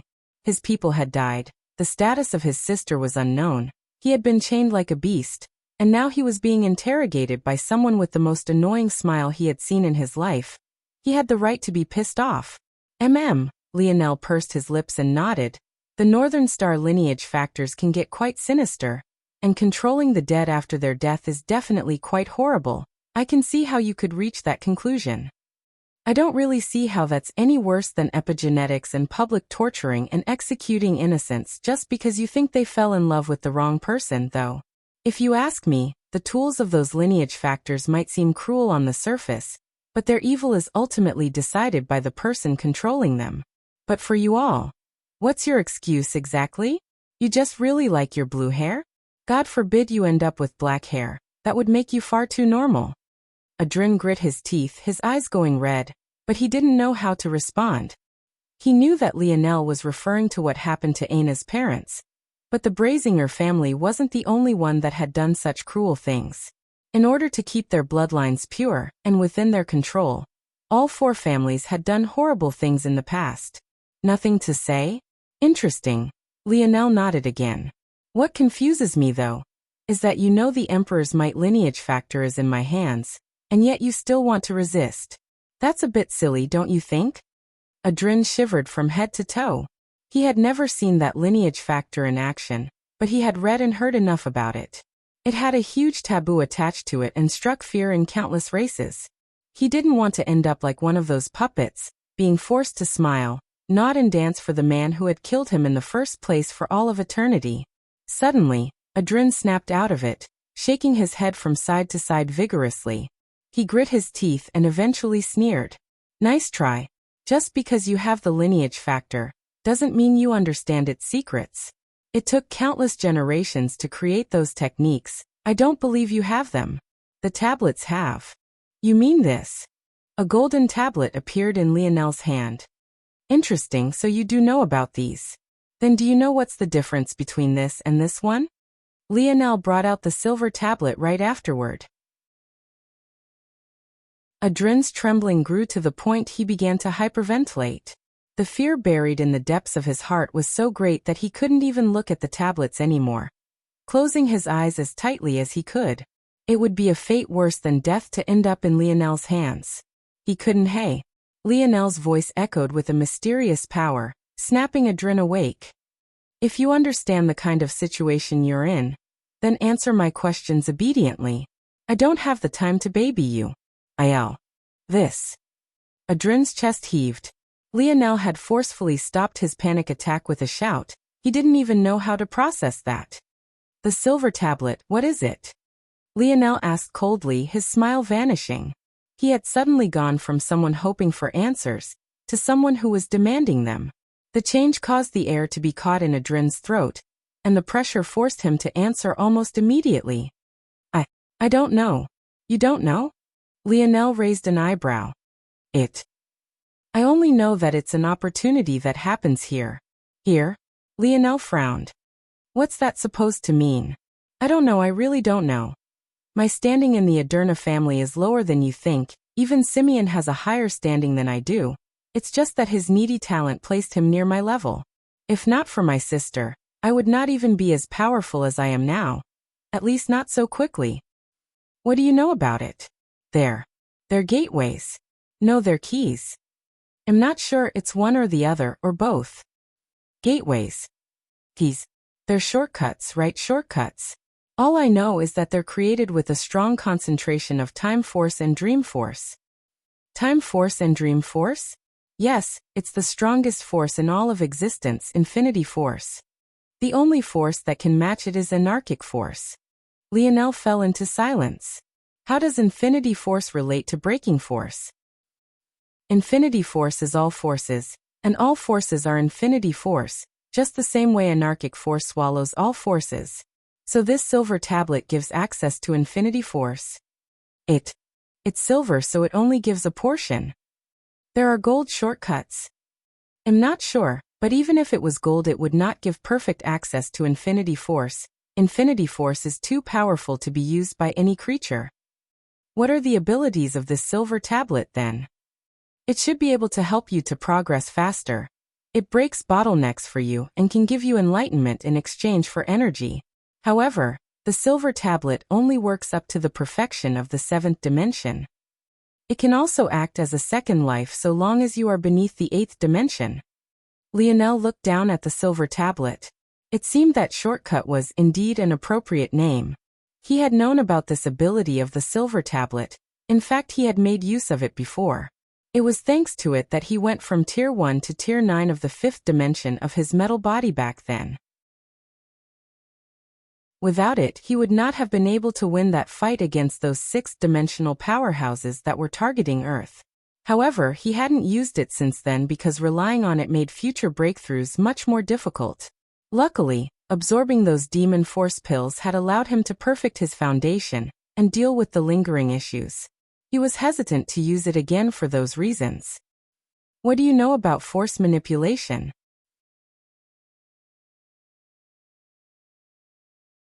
Chapter 1920. Published at 19th of June, 2023. 10:55 and 4 seconds AM. Chapter 1920. Tell me if audio player doesn't work. Press stop then play button again. Adrin trembled when he heard this question, looking toward Lionel with a wide gaze. Force manipulation wasn't something widely spoken about. It was a secret even more closely held than the existences of the Emperor's might and Northern Star lineage factors. Of course, the reason for this was because those two lineage factors were considered taboos, and as such the legend of them was spread only for the sake of disparaging the families that had once used them. But even so, this was the reality. Most beneath a certain standard only stumbled onto force manipulation through anecdotes and countless years of training. However, the true and systematic methods were only held in the hands of a very select few, and maybe only the spirituals could boast having any sort of methods that was anywhere near complete. Lionel's gaze narrowed when he saw Adrin's reaction. In truth, he had guessed much of what Adrin was thinking of right now, and there was a very simple reason for that. In the Cataclysm Zone, he had seen all sorts of treasures that could be exchanged for even to the point of laying eyes on the Emperor's might golden tablet. But not once had he seen anything even remotely refer to force manipulation. On the one hand, it was possible that the zone was just incomplete. It was a zone after all, so it was possible that it wasn't a supremely perfect representation of reality. With something as hard to emulate as force manipulation, it made sense if it wasn't all that easy for it to be replicated. If zones relied on dream force to build everything, it would eventually have a limit. It had to be remembered that dream force was a force itself, obviously. It was one thing to emulate other forces at lower resolutions or weaker states, but if it was tasked with emulating other forces at their very best, which is exactly what force manipulation represented, it would no doubt reach a bottleneck it couldn't pass through. A bottleneck that would only become more stringent the more powerful the force was. This explanation had been good enough for Lionel to accept back then. Good enough that it didn't bother him too much. However, there had always been a second explanation lingering in the back of his mind, and that was that force manipulation was a secret. While it was impossible to stop geniuses from stumbling onto methods to better control their force, so long as there was a tacit suppression of information about such methods, generally speaking, disallowing the sharing of such methods, it would be fairly easy to suppress. Lionel had always had a theory brewing in mind, one that he only confirmed further as he gained more split minds. The difference between humans and apes of third-dimensional Earth were only partial percentages of DNA. If you dropped an ape in the middle of a forest, and did the same with a human, their difference in intelligence wouldn't be meaningful enough that their quality of life would be drastically different. What truly separated humans was the ability to communicate. Thanks to this evolution, humans were able to stack their small advantage in intelligence through the generations. With each small advancement an individual made, large numbers of the race benefited, until eventually humans pulled so far ahead of animals that they painted the illusion that they were infinitely more intelligent. When you take that advantage, and you suffocate it, what would happen? The result would be what was seen with force manipulation. You would have sporadic geniuses here and there, but with no ability to communicate and share insights. All advancement would stall with the end of said genius life, and then the next genius would have to start all over. It was akin to Isaac Newton never sharing his invention of calculus, and everyone having to deduce it on their own. Imagine a world where instead of calculus having been an annoying middle to high school level subject, it was instead a thesis one aspired to. The difference was akin to night and day. The question then was why? But that answer was even more obvious. Force manipulation was force multiplier, not in the sense of energy, but rather a general sense. The only way for those born with weaker talent to catch up to those with stronger talent was through force manipulation. With the selfishness of the four great families, how could they possibly allow those beneath them to have a chance to rise up? The Cobra demon that Lionel had faced was the perfect example. He had been an exceptionally weak demon to start, and the forces he used weren't particularly impressive either. But he was so powerful that Lionel, even given all his talent, couldn't last even a single exchange against him and had to be eaten alive just to stand a chance. This was what force manipulation did. One's raw talent was almost entirely decided by their bloodline and lineage. It was something that could be easily controlled and assessed. While ability indexes were a potential variable, it was likewise difficult to maximize them without force manipulation, and could have their effects dampened as a result. The obsession the four great families had over maintaining their lineage and purity was clear and obvious. And now there seemed to be a more tangible reason why. The trouble was that force manipulation relied on inspiration and intelligence, two things that were far more difficult to control for. Even for families at this level, accounting for the complexity of the human brain was almost impossible. Suddenly, Lionel's gaze flickered as a spark flew in his dreamscape. He suddenly remembered how cheap the dream force items were in the treasure exchange. Could that be a coincidence? If there was one variable that perfectly correlated with intelligence, it was dream force affinity. Could there be a power that was attempting to undermine the four great families through the use of dream force? Lionel's finger tapped at his knee as he fell into deep thought. Things were rarely ever so simple. It would be foolish to draw such a conclusion now. With that thought, he looked up. You clearly know something, so let's not waste time, okay? Tell me what you know.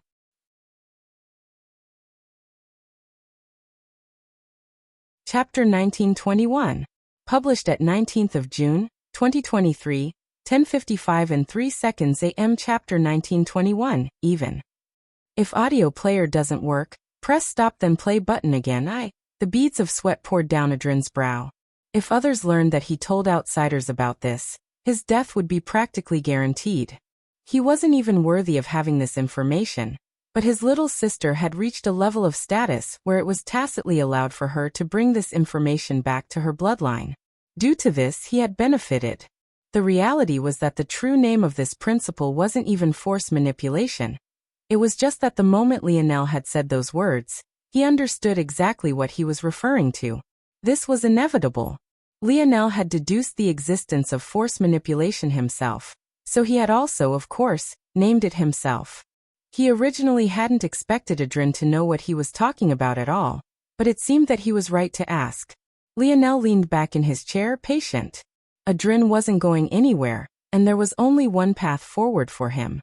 There was nothing that the latter could say to get out of this. Adrin took a deep breath.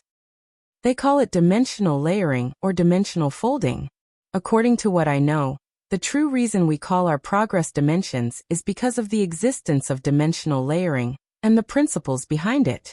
It's said that worlds fundamentally change after crossing into the fourth heaven and gain force, which fundamentally changes the laws of physics. But the reality is that even in its infancy and before a metamorphosis, force exists. The trouble is that it exists in folds of reality that aren't perceptible. With the way they layer, they can't interact with the real world, and worlds at and below the third dimension are water to their oil. Lionel frowned. There are worlds beneath the third dimension? Yes. The first dimension is known as the impetus of creation. Some believe it's God, some believe that it's the Big Bang, some others have any number of other theories and explanations for what it might be. Ultimately, it's just the moment right before existence comes to be. The second dimension is known as the impetus of life. It's said that this is a reality that only the regulator can exist within. The impetus of life is both an instant of time and an infinite strength of time. It both touches a moment in time and all moments in time. It's a single line that wraps around all things that are, have been, or ever will be. Lionel's gaze narrowed. From the very beginning, the impetus of creation, force exists. When the third dimension forms, it can begin to slowly unfurl itself. When the fourth dimension descends, it matures and fully unfurls itself.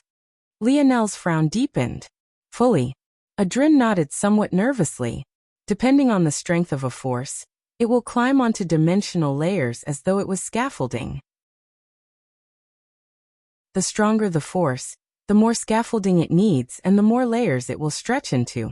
The process of dimensional folding is taking the complex folds of a force, untangling it, and layering such that it could be used with less and less scaffolding. This is the best way to strengthen your force, and the only method of making a weaker force stronger than a more powerful force. The other way of doing it is making your body stronger scaffolding, Lionel muttered, seemingly not needing Adrin's confirmation. Adrin trembled once again before he sighed. This was the difference between someone with talent and someone without it. He had had all of this explained to him, but Lionel didn't even need him to finish. Indeed, there were two ways of strengthening your force. The first was through dimensional folding, or decreasing the amount of scaffolding your force needed to function. The second was through normal practicing. By strengthening your body, you gave your force more scaffolding to work with, and thus made it functionally stronger. However, this method required you to have great talent, otherwise, you would eventually run into a bottleneck where progress became impossible. This was why it was called dimensions. You were using your body as a proxy for something your force manipulation should be doing. And as such, you were missing out on a lot of strength. And of course, the best results would occur when you did both at once. And best of all when you used the two in a feedback loop of sorts. Lionel had a feeling that leaning into force manipulation would open a path to breaking through bottlenecks you would otherwise lack the talent to make it through. Lionel felt his entire perspective changing. He wasn't strengthening his forces, he was just bringing them back to their origin. The more of them he understood, the easier he could fold them, and the more of them he folded, the more of its power he could use with less scaffolding, and thus the more powerful his output would be. The more powerful the force he was working with, the more effort he needed to put into folding it. Scarlet Star Force was a 9th-dimensional force, so it needed all 9-dimensional layers to unfurl itself. If Lionel wanted to shrink what it needed, he would have to truly extend himself. Snow Force was just a 6th-dimensional force, so it only needed 6-dimensional layers to unfurl itself. As such, it took less effort to fold it. This was a simplified version, but Lionel felt that he was missing something. That was because despite the fact he was already in the 6th dimension, he still felt that there was quite a bit more powerful to extricate from Snow Force. That was when Lionel's gaze suddenly blazed to life. He understood. The first dimension was the impetus of creation.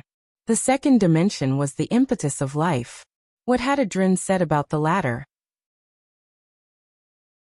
He had said that it was both one instant and all instants, a line that touched all things. How could a single human body match this level of grandeur? Thinking of the dimensional levels as perfectly analogous to real dimensions was the wrong way of thinking. They were at most approximations. The more talented you were, the better your approximation. But Lionel didn't believe any normal living being could ever match existence. That was simply impossible.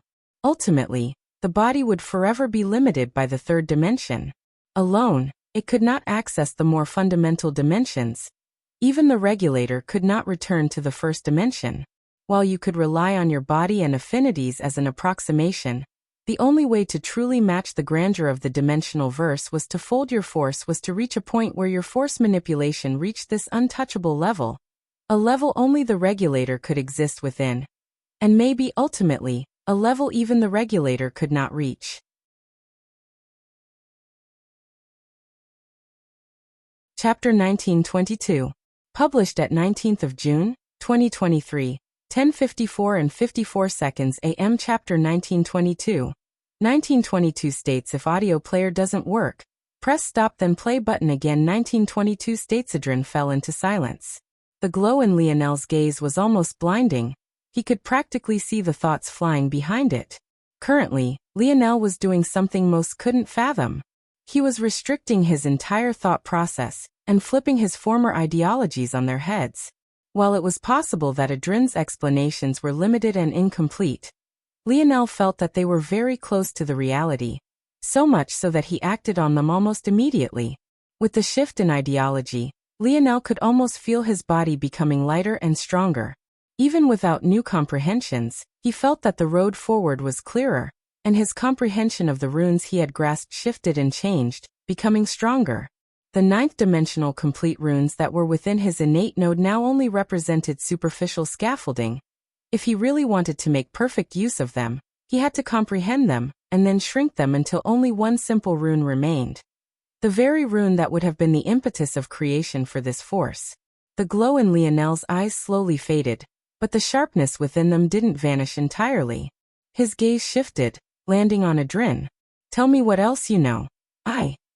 I only know the general path, but it's all very vague and I don't have in-depth information about any of it. That's fine, just explain. The 1st-dimensional fold level is the unfurled state.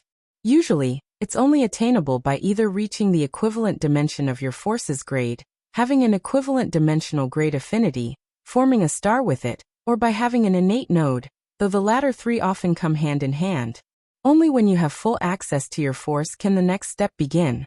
Lionel listened intently, his gaze focused. It seemed that even if you wanted to take the route of force manipulation to make up for your lack of talent, you still had to reach a certain level first.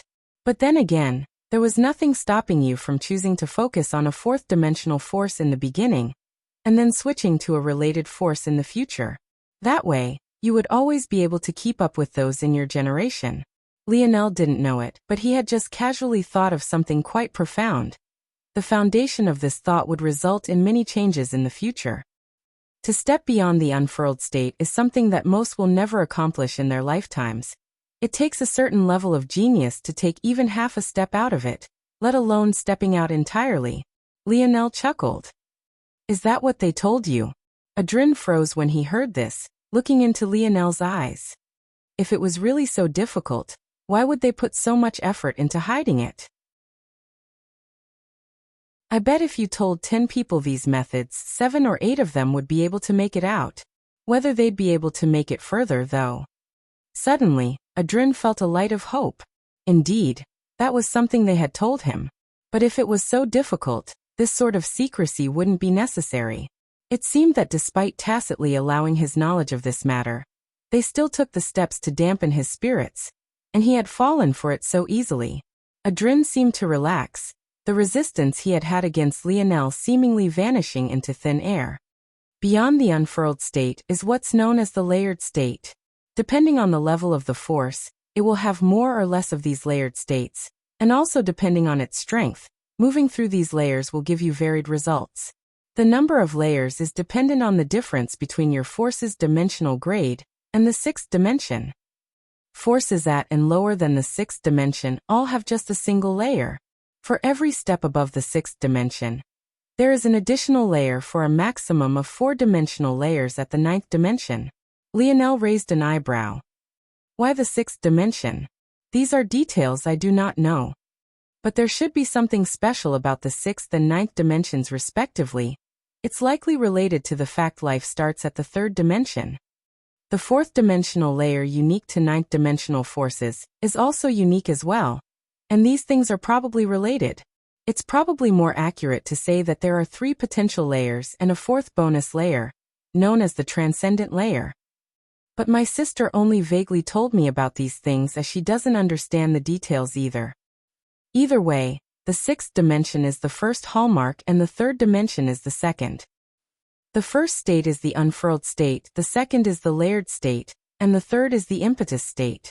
You are probably right about them fooling me with the truth of the unfurled state, but according to my little sister, she has only ever heard of 8th dimensional existences, even getting close to the impetus state. And reaching the impetus state is the requirement to enter the 9th dimension. Lionel nodded slowly. Returning your force to the 3rd dimension was technically the theoretical limit of humans and all races in general. The foundation of the body was rooted in the 3rd dimension and building began from there, so the impetus state could be considered the perfect stage. With the layered state, it depends. But usually, only absolute geniuses, 7th dimensional experts would reach perfection. Of course, reaching perfection varies depending on the force in question. Normally, just being in the layered state at all, and taking a step or two makes you elite within the 7th dimension. If you reach the half-step layered state, or in other words, take a half step out of the unfurled state, you should be considered among the 1% of the 1% of the 6th dimension. This is about the general difficulty. As for beyond that, it's basically unheard of. They call them the life state and finally the creation state. As you've probably guessed, they're related to the 2nd dimension and 1st dimension respectively. There is probably no one who has entered the creation state. As for the life state, there is probably only a handful of existences even within the 4 great families. In fact, if I had to guess, there is probably only one per family. As for the creation state, the only existences who stand a chance are probably in the spiritual race. No other race stands a chance. Lionel's gaze practically shone. Chapter 1923. Published at 19th of June, 2023, 10:53 and 54 seconds AM. Chapter 1923. 1923 states if audio player doesn't work, press stop then play button again. 1923 states Lionel exhaled as he finished restructuring his approach. His dream world shifted and became more complex, his simulations becoming more perfect as his comprehension of the dimensions deepened. At that moment, a surge of star force rotated around Lionel. Although it seemed like he was still talking to Adrin, with every moment, he seemed to improve by leaps and bounds. Although this didn't cause huge fundamental changes to his overall strength, the bottlenecks that lay ahead of him seemed to unlock one after another, loosening as though a zipper being separated. A sense of enlightenment hovered above Lionel's head, and his comprehension of the 6th dimensional layer of dimensional cleanse accelerated until suddenly he grasped it all. He had yet to even practice the 6th dimensional layer, and yet it was suddenly all so clear to him. At the same time, he caught a faint look at the seventh dimensional layer, deducing its earlier portions vaguely despite having never laid eyes on it before. Lionel's hair fluttered. Despite sitting in place and never moving, Adrin suddenly found it difficult to focus on his figure. Lionel seemed both there and not there at all, as though he had entirely fused into the world. The cognitive dissonance between what his eyes were seeing and what his senses could track made him dizzy.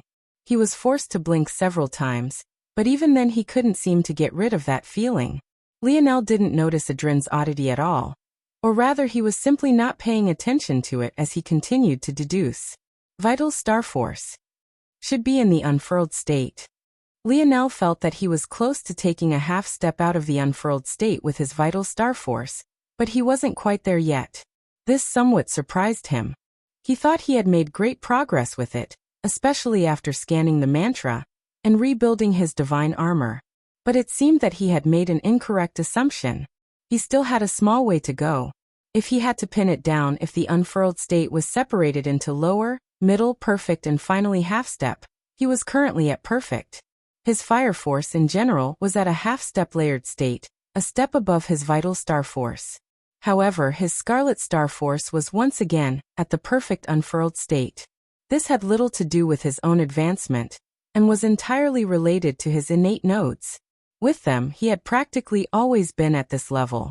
Of course, that was if he circulated his scarlet star force through his innate nodes first. This went to show just how difficult it was to dimensional fold ninth-dimensional forces. But now that his approach had changed, Lionel felt that the path forward was much clearer. What surprised him even further was that his void star force was also in a perfect unfurled state. He had formed two stars with them, so this made sense according to the information that Adrin had given him. But something felt off. The scarlet star force I use from my innate nodes is far more powerful than the void star force I use from my stars. So how are they at the same level? Lionel's gaze narrowed as he looked toward his emulation spatial force innate node, and he noticed the same thing. First layered state. I see. Lionel suddenly understood. The abilities of an innate node were more than he had known previously, but this made sense. Not only did innate nodes give him high affinity, but they also gave a boost to force manipulation. Without his innate node, his emulation spatial force was at half-step layered state, but with it, it crossed the barrier. As for his scarlet star force, it was at the perfect unfurled state, and it inched toward half-step layered state thanks to his innate nodes. And if Lionel circulated the force from his much larger innate node, and he felt like he was almost burned up. As expected. Not just first layered state, but second layered state. It's actually so much more powerful. If only it didn't also want to kill me. The gap between unfurled and layered was so large that his smaller innate node couldn't help his scarlet star force cross even a half step. However, his larger innate node was such an anomaly that it crossed not just a half step, but two complete steps. As for his emulation spatial force, the reason it was at the first layered state was because Lionel could naturally enter the half-step layered state on his own, and the reason for that was because my dream force. First layered state, already approaching the second layered state of 4.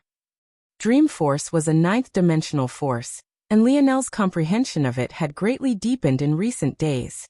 If it wasn't for the fact that dream force was only a small portion of emulation spatial force, with the help of his innate node, he wouldn't just be at the first layered state, he might already be able to use it at the second layered state, and unlike his scarlet star force, it wouldn't be trying to kill him. It seemed that the runes on his innate nodes weren't useless, they served a real purpose, but in the end he would still have to ultimately rely on himself. Even so, innate nodes were a huge advantage.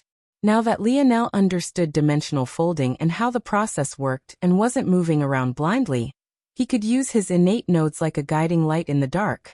Every step forward he took, his innate nodes would show him where to place his foot down next. If he approached things like this, his improvement would be impossibly fast. In fact, he could already feel it. Lionel's gaze flickered and the heat around him suddenly skyrocketed. Adrin inched back in his cell, trying to distance himself, but he still felt as though layers of his skin were being peeled off. Suddenly, the heat vanished entirely, and runes began to dance in Lionel's irises. He could now use his Scarlet Star Force at a half-step layered state level, relying on his smaller innate node.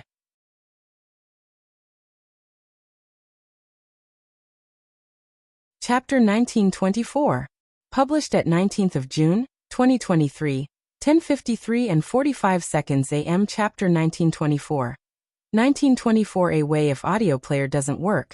Press stop then play button again. 1924 A way. Lionel's gaze sharpened as he reeled in his force, controlling it until the heat vanished entirely.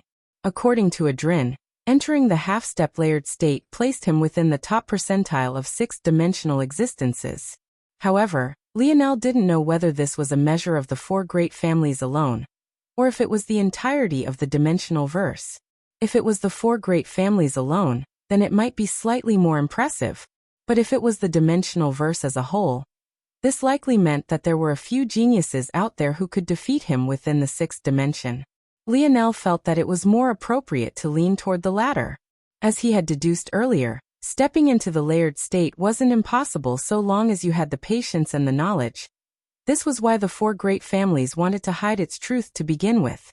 This more than likely meant that while it was rare, it wasn't exceptionally so to be at Lionel's level. The only advantage Lionel had was his larger Scarlet Star innate node, which allowed him to touch the second layered state of 4, but using it was like a double-edged blade. At the same time, Lionel understood that in order to reach the level-wise Star Order had spoken about within 100 years, and save himself from being devoured by his own innate node, he would need to reach the impetus stage. Only that way could he fully control his innate node. Beyond that would be the cherry on the sundae. Then, how does weapon force fit into all of this? Lionel's gaze narrowed as he focused on his spear force and weapon force, trying to catch a glimpse at something. A mysterious feeling gripping his heart. Suddenly, Lionel's pupils constricted. Second layered state. There was something very special here, though. Observing it with his new perspective, Lionel felt something special. He could suddenly feel the effect his sovereignty had for the very first time. If before it had been an intangible existence, it now felt like a real force he could move and control. This wasn't due to him becoming a true sovereign. If it was, Lionel would have sensed it before. This change had specifically come with his change in perspective.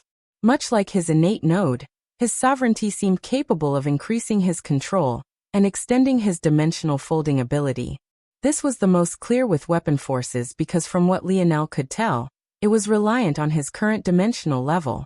Because he was in the sixth dimension, and his spear force was likewise in the sixth dimension, under his perfect control, he was granted a first layered state.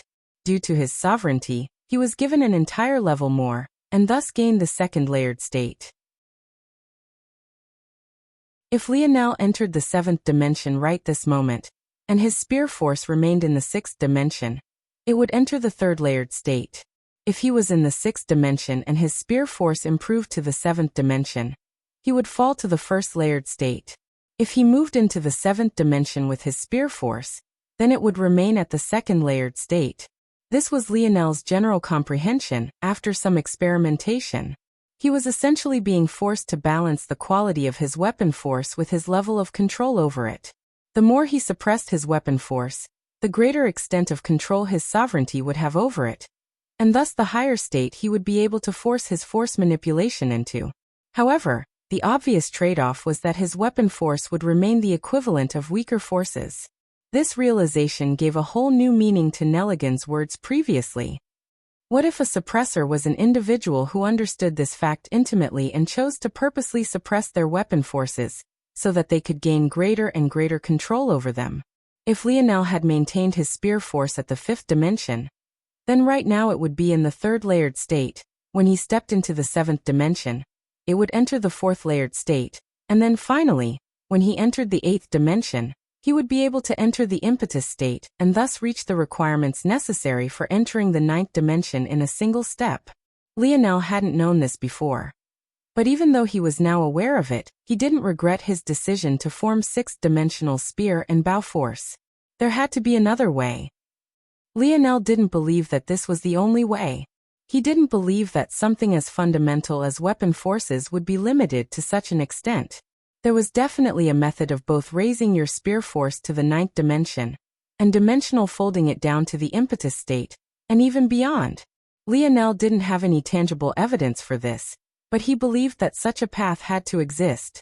Lionel suddenly remembered how when he first learned Spear Force, he had wanted to find his own path, even to the point where he had refused to learn even the names of the higher states of force. Of course, now that he had read through the entire Void Library, this information was impossible for him to have skipped over, but thinking back to that mentality he had had, Lionel quite liked it. Suddenly, Lionel pierced out with 2 fingers. The sound of splitting wind echoed, but before it faded, he had already pierced out again. Swift. Lionel's brows trembled. Forceful. His heart skipped a beat. A land of blood rivers appeared to Lionel's back, his change in aura causing Adrin to bite his lips so hard that he drew blood himself. But this blood, under some sort of odd magnetic force, rushed toward Lionel's pointed finger, turning his spear force scarlet red. But this only lasted for a moment before the world fell into complete silence. A melody played by the beating of Adrin's heart being all that remained. Lionel went through all 3 stages of his grandfather's spear mastery until the final, ultimate step. In that final moment, pushing everything to the limit, his spear force crossed that barrier, transcending the 2nd layered state and entering the 3rd. As expected, there really was a way.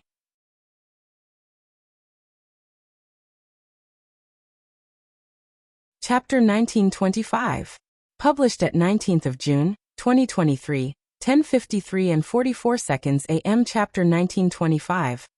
1925 choice. If audio player doesn't work, press stop then play button again. 1925 choice. A combination of Lionel's personal skill, his personal affinity and likely his lineage factor gave him access to the 1st layered state. His sovereignty gave him a step above that, allowing him to enter the 2nd layered state. And finally, perfecting his grandfather's way of the spear gave him an entire level above that, allowing him to enter the 3rd layered state. If Lionel suppressed his spear and bow force from now on, this would mean that he would be able to replicate the feat of those who suppressed their weapon forces at the 5th dimension, but this time with a 6th dimensional force. This would mean that he would be able to suppress a suppressor with his spear force alone should they be at the same level. In fact, suppression might be too benign a word to describe the level of advantage Lionel would have. However, Lionel wasn't satisfied with just this alone.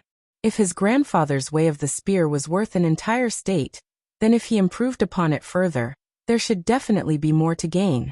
Lionel had already made progress on the next step, and if he could elevate it to the 4th layered state, there would be another qualitative change. But then what about destruction sovereignty? Lionel tried to access it like he had with his spear and bow force, but for some reason, no matter how much he tried, it was all useless. He couldn't seem to sense it at all. Even with the changed state of his mind, he simply didn't have an explanation for it. Lionel sat in silence for a while before he threw it to the back of his mind, beginning to test his weapon forces in other ways. He began to fuse his other forces into it, testing its limits and trying out what differences there might be. He realized quickly that fusing his spear force with forces he had less control over lowered his ability to dimensional fold. Even when he circulated his grandfather's methods, it was impossible to maintain the 3rd layered state. However, it wasn't all bad. Using a higher dimensional force like his Scarlet Star force elevated his spear force that it mitigated the loss in control. The ultimate result was comparable, and sometimes even faintly stronger than just relying on a 3rd layered state. This made Lionel even more determined to refine his own way of the spear. A higher force manipulation didn't always make you invincible, though it did go a long way. If you face someone in a higher dimension, using higher dimensional forces, you could still lose. Force manipulation was a force multiplier, but it had its limits. Limits one had to push to the greatest extent to give themselves the best chance to claim victory. Lionel suddenly stood to his feet, exhaling a breath. He still had many questions, but his heart felt light. After some thought, he waved a hand and the chains binding Adrin's wrists unlocked, though the ones on his ankles remained. Once he was done, he walked away. He had no intention of releasing Adrin anytime soon, but he would allow him to be more comfortable. The information the latter had given him was more valuable than maybe even Adrin himself knew.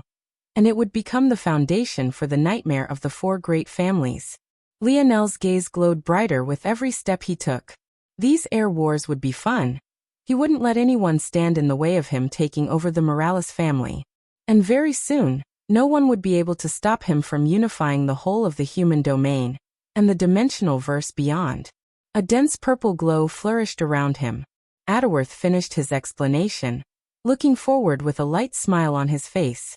His expression seemed light and carefree without the slightest hint of worry. He had explained this quite simply, but the true danger of that realm wouldn't be felt until everyone stepped within. If there's nothing else, then this meeting can be adjourned, Adderworth said with a smile. The heir wars will begin a year from now. Adderworth's smile didn't waver after he said this, but the eyes of many narrowed. This time was clearly an attempt to buy time, but with the arrogant momentum of the Morales, no one dared to say anything for now. Except the one person who had nearly ruined everything to begin with. A moment. The words seemed to be a request, but the inflection carried an undeniable weight. At the same time, the voice was soft, soothing and bone-melting, and yet carried a sternness that was impossible to refute. The only person present who could balance such things was the scorned Queen Beauty, Cynthia Oman. Seemingly without a need to wait to make sure others were listening, and her eyes half closed, Cynthia began to speak lightly. A year is excessive. The heir wars will decide the direction of the human domain as it faces threats from all sides. Too much can happen in this time. A month is already too long, but I feel that it's the most appropriate given the circumstances. Second, you are free to feel indignant for your treatment, but your indignance is irrelevant to me. The facts as they are laid out seem to bear out that the Morales want a monopoly on Earth. Whether you claim this isn't your intention doesn't matter. This will be functionally the case. I can only speak for myself, but I will be sending participants with the sole purpose of ensuring that one Lionel Morales does not gain control of the Morales family, and should I sense the Morales family pulling strings to ensure his victory, I will act with the appropriate swiftness. I see these heir wars as the only method of maintaining the decorum of the human domain, and not crippling a family that has existed since our beginning. I hope you can see those efforts and respond in kind. If the Morales family is truly sincere, you would remove the child's right to participate in the first place. If you do that, the Oman family and the Guild Alliance will withdraw from this affair. If you insist on your ways, however, then we can only press forward with this farce and the Morales will lose a young genius. The choice is yours. After she said these words, Cynthia floated into the skies. She didn't seem to move very fast, and yet after a single blink, she had already appeared on her own flagship, disappearing a few moments later. When an eighth-dimensional existence spoke, the agreement of others wasn't needed. Her meaning was very clear. Accept her demands or the Oman family and their alliance would declare war. A cloud of dancing lightning began to slowly manifest above Alejandro's head, his temper threatening to flare out of control.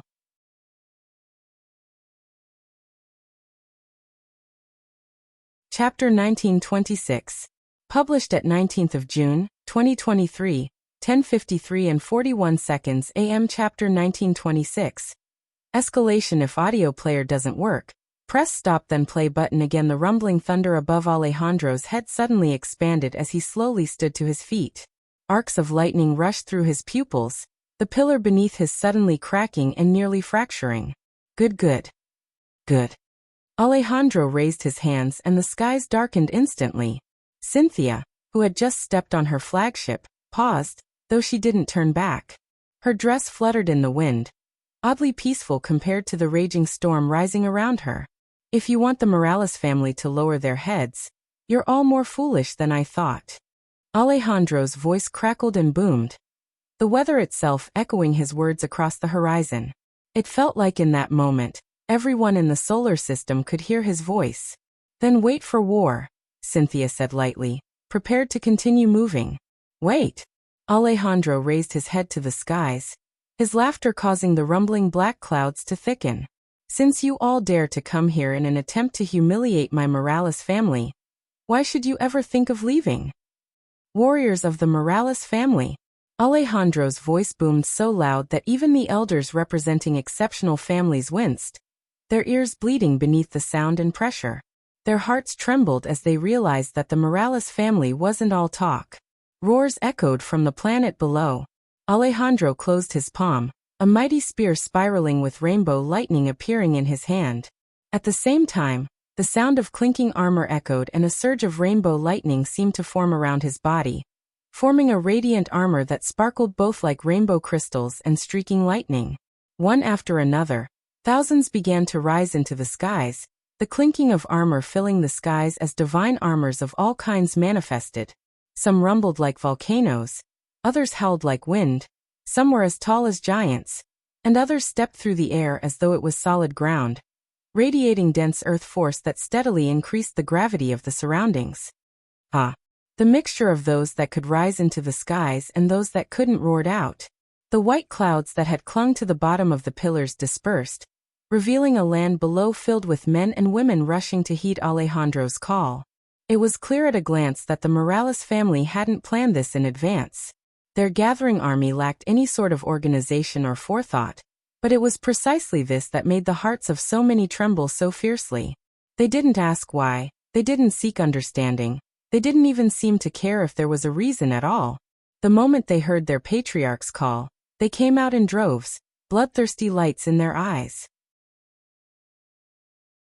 What was even more shocking was the fact that even though they should have known that so many powerhouses were coming today, they hadn't been on their guard at all. It was as though they had never regarded the rest of the human domain as something to take seriously in the first place. Their faith in their Morales family was completely infallible. It was disregard, complete and utter disregard. Compared to any words that Alejandro could speak, this spoke far louder than anything else could have. This was the spirit of the Morales family, and the actions they all had taken in the previous generation to suppress Velasco didn't seem to have had any effect on the culture of the Morales family at all. Since you all want war, you can have your war right now. Cynthia's gaze narrowed as she turned back, a hint of surprise in her eyes. She was intimately familiar with the Morales family, but it was easy to be madmen when you had the definite upper hand. The fact that they still dared to act like this despite the circumstances made her want to reevaluate them once again. However, she didn't get the chance to think about this even more, because a moment later, the Morales family surprised her once again. Boom. An old man with a fluttering off-white robe appeared high in the skies. His white beard fluttered while his head had not a single strand on it, shimmering almost as bright as the lightning that was still flickering about in the dark clouds. He cast an indifferent glance over the region before his gaze landed on Cynthia, causing her expression to become serious for the first time. The instant he appeared, two more old men seemed to tear through the void to appear, one appearing behind Amory, and the other appearing behind Nazag. Even so, the Morales elder in the skies didn't even glance in their direction. "It's you who wants my Morales family to remove one of our heirs from contention?" Cynthia turned and looked up. Her brows smoothed out and her gaze, as placid as a lake, met that of the Morales elder. "I've made my stance clear already. Is there a need to repeat? I speak for the Omen family. If the Morales want war, they can have dash. Since when was it the Omen family's place to speak on the affairs of my Morales family?" The Morales elder raised his palm and suddenly grabbed out. Cynthia's pupils constricted. Before the palm even descended, her flagship began to creak and quake. Frowning, Cynthia gathered up her force to counter, but shockingly enough, she found his dispersing before she could fully gather it up. Cynthia realized at that moment that she couldn't fight back at all. Just when it seemed that she would be captured, a surging aura came from a pendant around her neck. "Aren't you too shameless attacking a junior like this, Alvaro? A junior? So is that the excuse now? A moment ago, she was the speaker of the Omen family, but now she's an insignificant character. Someone will have to pay for this, and if you stand in the way, it will be you, Radrian." Bang. The slowly forming image of Radrian Omen shattered under Ancestor Alvaro's pressure. However, in its place, a swirling portal appeared. Radrian stepped across the void, raising a wrinkled hand to struggle against Alvaro's might. At that moment, everyone seemed to understand that the situation had escalated to a point of no return. Two ancestors had not only appeared, but were now exchanging blows.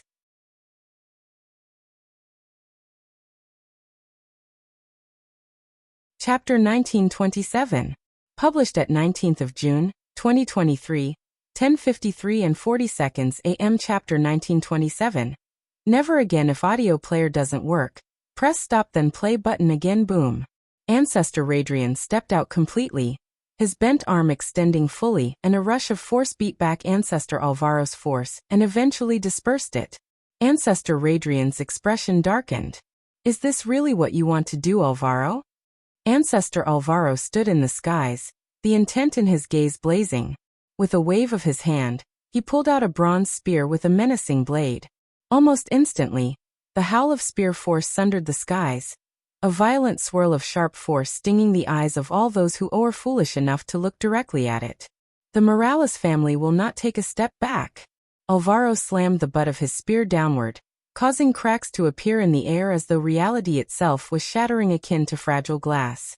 With a flick of his wrist, he brandished his spear, crossing the distance between himself and Radrian. Radrian had no choice but to respond in kind, a dozen circular blades appearing around him. 3 took form along each one of his forearms, the rest shooting forward and surrounding Alvaro. A hint of solemnness pressed down between Radrian's brows. No one had expected the Morales to truly take things this far. They had all underestimated the kind of fury they had all held in their hearts the last time something like this had happened. The previous generation of Morales was too powerful, and their head was even more so. It was widely accepted that if nothing was done to dull their momentum and blades, the result would be the unification of the human domain under the Morales family. In truth, the Oman family had had little to do with what happened back then. With Cynthia being the assumed soon-to-be wife of Velasco, the prosperity of the Morales would be their prosperity. At least, that was what it seemed to be on the surface. Radrian was quite aware that there were many in the Oman family that felt that a genius like Cynthia should remain within their family. Allowing her to marry into the Morales would be as good as giving away a future pillar of their family. Back then, something similar had happened. Many refused to allow Velasco to become the patriarch of the Morales family. Velasco had never cared or wanted the position to begin with, so he had never intended on it to begin with. However, right on the heels of that, Ishmael, Leonel's grandfather, was killed. The fury of the Morales family after this happened was palpable, but after Velasco slaughtered his way into the Void Palace, the entire human domain was forced into a tumultuous state, and in order to calm things down, the Morales had to settle for the payback Velasco had gotten himself. The choice made back then was one no single elder of the Morales was happy with. In fact, some harbored hatred for Velasco, believing that his rash actions back then had disallowed them the opportunity to retaliate properly. This was because no small number of innocents had died under Velasco's rage back then. If the Morales still pressed forward, reason would have no longer entirely been on their side, because many others had suffered. In the end, the Morales were forced to swallow their pride once, their bellies suffocating a large fire of fury, one that had been suppressed for many decades. Even so, they had all made one decision back then. Never again. The human domain had stepped on the lion's tail, but now they were surprised by the reaction. Radrian realized this as he exchanged blows with Alvaro, but it was already much too late. They had miscalculated, and it hadn't been by just a small amount. Shouldn't you be training right now? Leonel laid atop of Aina, looking into her eyes with a hardly hidden smile. If you want to tap out, just say so. Aina looked appalled. Tap out? If one of us is going to quit first, it'd be you. Leonel laughed. He had done anything in the past several weeks except mess around and roll around in bed with Aina. Very soon, we won't have time to rest, so we might as well take it now, don't you think? Leonel grinned. Of course, a quitter like you probably sees this as work. I can let the fair maiden off if she really can't handle it any longer. Aina's legs suddenly shifted and she pushed off her arms, spinning the two of them until she was the one riding on top. Leonel could feel her walls tightening around him. He seemed to realize that if it wasn't for his metal body, she probably could crush him, and this little vixen seemed to want to remind him of this. Aina smiled a wide smile. You don't seem to be taking the air wars as seriously as you should. Isn't this your dream? But look at you now. Leonel didn't seem to be listening as his gaze followed Aina's swinging breasts, They might as well have been a hypnotist's pendant with the way they had his attention. My dream? I'm dreaming of something entirely different right about now. Lionel mumbled. Aina giggled, leaning forward and smothering Lionel's face. Yep, definitely a dream. Lionel nodded to himself seriously, wrapping two arms around Aina's waist tightly. Look at you, you're like a child. I'm getting in the mind state necessary for baby number one. You're supposed to be a parent in that case, not a child. Says who? You be the adult, I'll be the best friend. Good cop, bad cop. It's a tale as old as the universe itself. Aina pinched Lionel's waist. You want to make our child hate me? How could they hate you? Lionel reached up and jiggled Aina's breasts. With food like this every day, they'll be grinning from ear to ear. Aina laughed and dropped the subject. It seemed that Lionel had no intention of being serious right this moment, so she decided to help his mind relax. Very soon, there really wouldn't be such an opportunity. Lowering her lips, she kissed him before he could let another joke fly. How was she supposed to enjoy herself if she was busy laughing?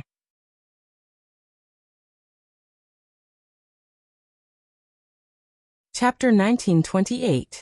Published at 19th of June, 2023, 10:53 and 38 seconds AM. Chapter 1928. Is that all? If audio player doesn't work, press stop then play button again. Planet Morales fell into chaos. As Lionel was streaking across the stars, quickly approaching, he had no idea that a war had already broken out on his behalf. Lionel had already deduced that the Morales attempt to give him more time would fail, which was why he hadn't decided to stay in Earth's territory, and had instead begun to make his way over immediately. However, what he hadn't expected was for this to lead to the eruption of a decades-long suppressed fury. The Morales family was intimately familiar with human nature. Taking a step back only made others think they had a license to take more. Last time, the Morales family had had no intention of taking the first step back, but Velasco hadn't cared enough to even fight for it. The result of that were enemies spotting a chink in their armor and taking out a man who had contributed a great deal to their succeed. These two things, Velasco's initial indifference and his subsequent furious tirade, had caused no small amount of dissatisfaction within the family. But that was one matter, and this was another. It didn't matter to them who Lionel was, what lineage he was from. All that mattered was that he had Morales blood, and a step beyond that he was one of their potential heirs. The Morales family's reverse scale had already been poked at once. They wouldn't allow it to be poked out again. Ancestor Radrian found himself being suffocated. The Morales and the Omens might both be crafting families, but their skill in combat couldn't be compared. By the third exchange, Radrian was already on his back foot. By the 10th, beads of sweat were falling down his brow. The two old men who had appeared to protect Amory and Nazag frowned. However, almost the instant they twitched, the skies tore apart and two more older men wearing off-white robes appeared, standing above them. Without a word, they waved their palms and their spears appeared, howling spear force raging through the skies. By this point, the others could only be thankful that Cynthia had long since removed the gravity formation, or else their only fate would be to die. The expressions of Ancestor Seward and Ancestor Terrius turned ugly. The Morales were truly serious about this. The both of them acted quickly, hiding their young geniuses behind them. Suddenly, they regretted trying to make a show of force by sending these two forward instead of a pair of elders. If Amory and Nazag died in this battle, it wouldn't be worth it at all. Cynthia's words about dead geniuses seemed oh so ironic at this point. Is there a need for this? Ancestor Seward asked coldly, his gaze as sharp as a pair of twin swords. One of them, an elder who went by Ancestor Ramon, pointed the tip of his spear toward Ancestor Seward, the battle intent in his gaze blazing. The Seward family has long since been an eyesore. Slaughtering you here would make my blade sing. As though in response, Ancestor Ramon's spear vibrated wildly, the echo causing both Nazag and Amory to go pale. Ancestor Seward sneered. The Morales family can't afford to do this. You have no idea what the Morales family can afford or not. I've been waiting decades to say this, but blood begets blood. I don't know who laid their hands on our brother Ishmael, but the human domain hasn't suffered nearly enough for that. Hearing this, Ancestor Seward's expression only became uglier. If this was really the impetus for the Morales family's action, then they had had decades to think about this. In that time, they should have cooled off and let more rational thought win, but the opposite had happened instead. What kind of trump cards had they prepared for this?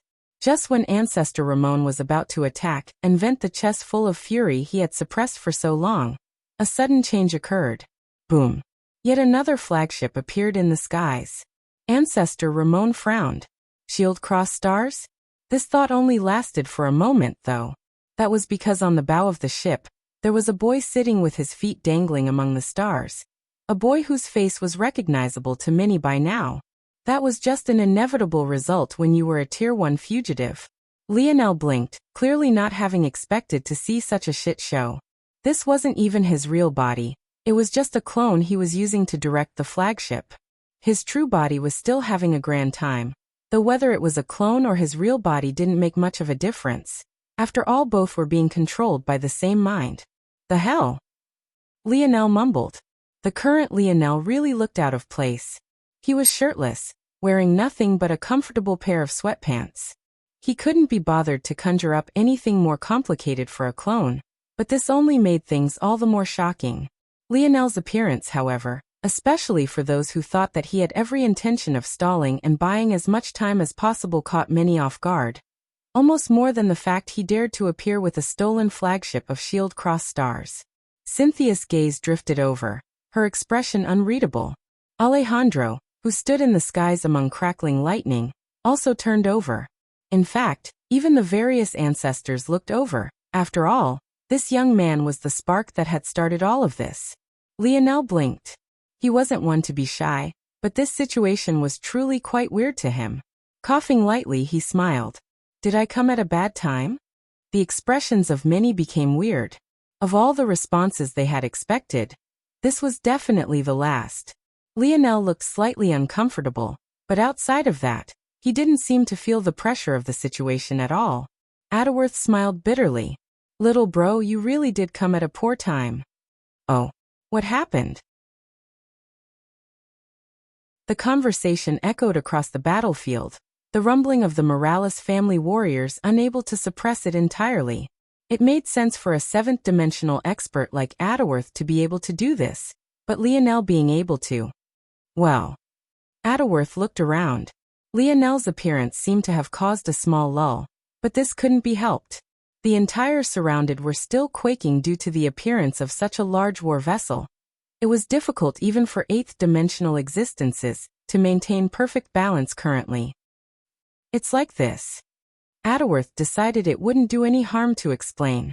He still wasn't a fan of the Morales doing this, although his blood also boiled. Lionel's brow raised after he listened to Adworth. Is that all?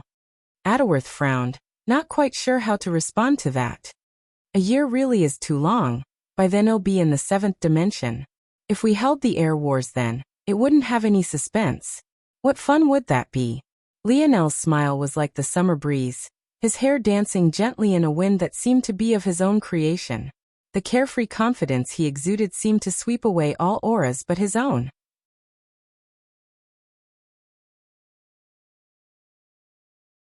Chapter 1929. Published at 19th of June, 2023, 10:53 and 35 seconds AM. Chapter 1929. Different if audio player doesn't work. Press stop then play button again. Arrogant. For many of the older generation here, this was the very first time they were seeing Lionel.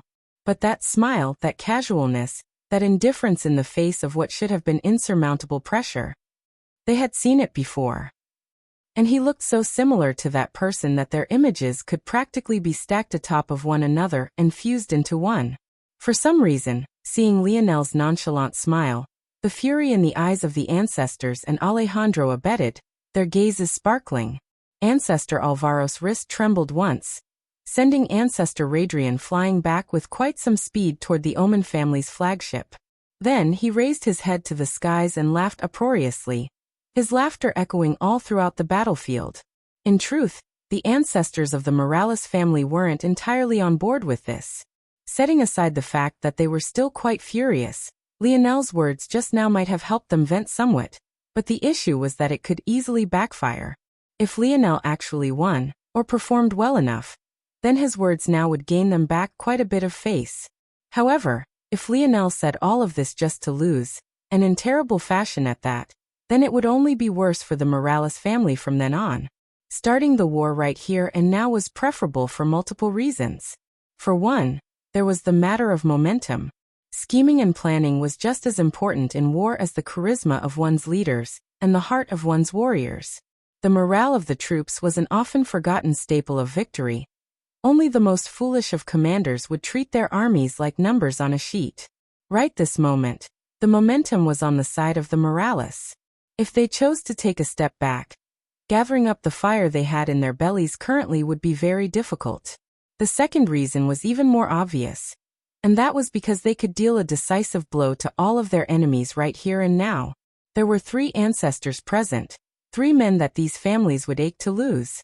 And beyond that, there was Cynthia, a talent the likes of which only Velasco had ever been able to suppress. If she was crippled or even killed, this was a blow that the Oman family would find incredibly difficult to deal with. The one thing the Oman family lacked was powerful combat power. If Cynthia grew to the point of her ancestors, one would be hard-pressed to defeat her without dozens at the same level. On the other hand, if Lionel won despite the odds stacked against him, and became the new patriarch of the Morales family, things would change.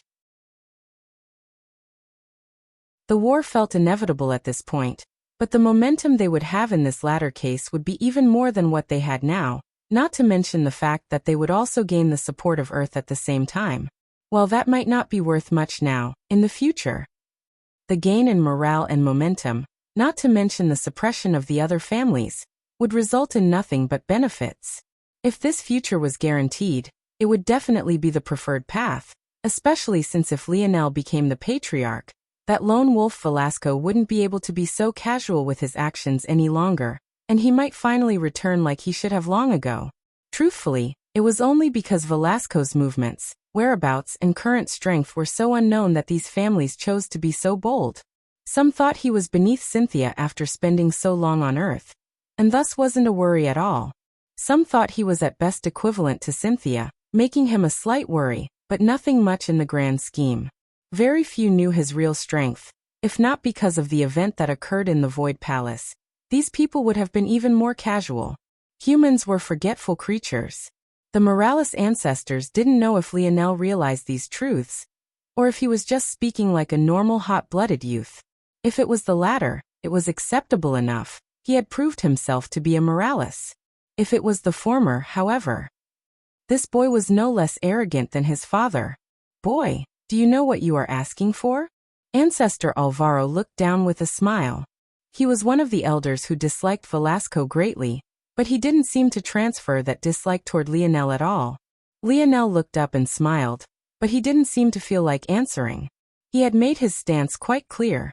Ancestor Alvaro nodded once, and his gaze suddenly became malevolent, a suffocating pressure falling down toward Lionel. Will you win? The voice cracked like thunder and rumbled like an earthquake. Those in the distance who thought that they had put enough of a gap between themselves and the battlefield suddenly exploded back in retreat once again, coughing up large amounts of blood.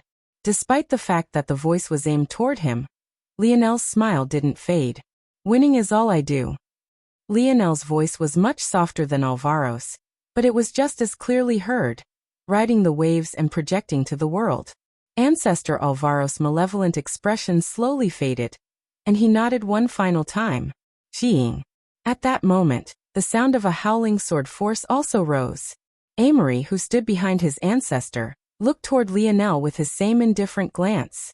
He slowly unsheathed a sword, the howling only becoming louder and louder as he pulled it from its sheath. Ancestor Alvaro looked toward this with an indifferent gaze. If Lionel couldn't deal with this much, then there wasn't much of a point to allowing him to participate in the first place. In fact, seeing this, it was Ancestor Seward who frowned, but it was already too late to stop him. If he did, he would be dampening his own family genius momentum. All you do is win? I seem to remember different. Amory's sword fully unsheathed, a howling sword force splitting the air in two as he surged toward Lionel.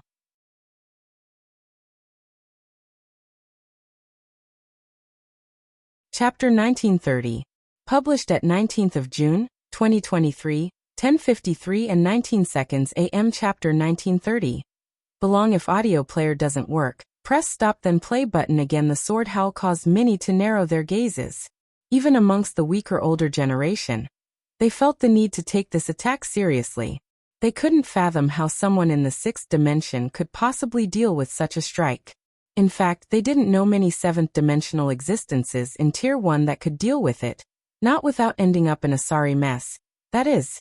However, Lionel's smile didn't fade. In fact, he didn't even move. A shadow seemed to appear from Lionel's side. James seemed to come from nowhere. Placing a foot on the rail of the flagship, he reached out a palm toward the coming sword blade. Many frowned when they saw this. Did this young man want to lose his hand? But something most couldn't have expected occurred. Bang! James' fingers clawed downward, grabbing the golden sword force and squeezing down.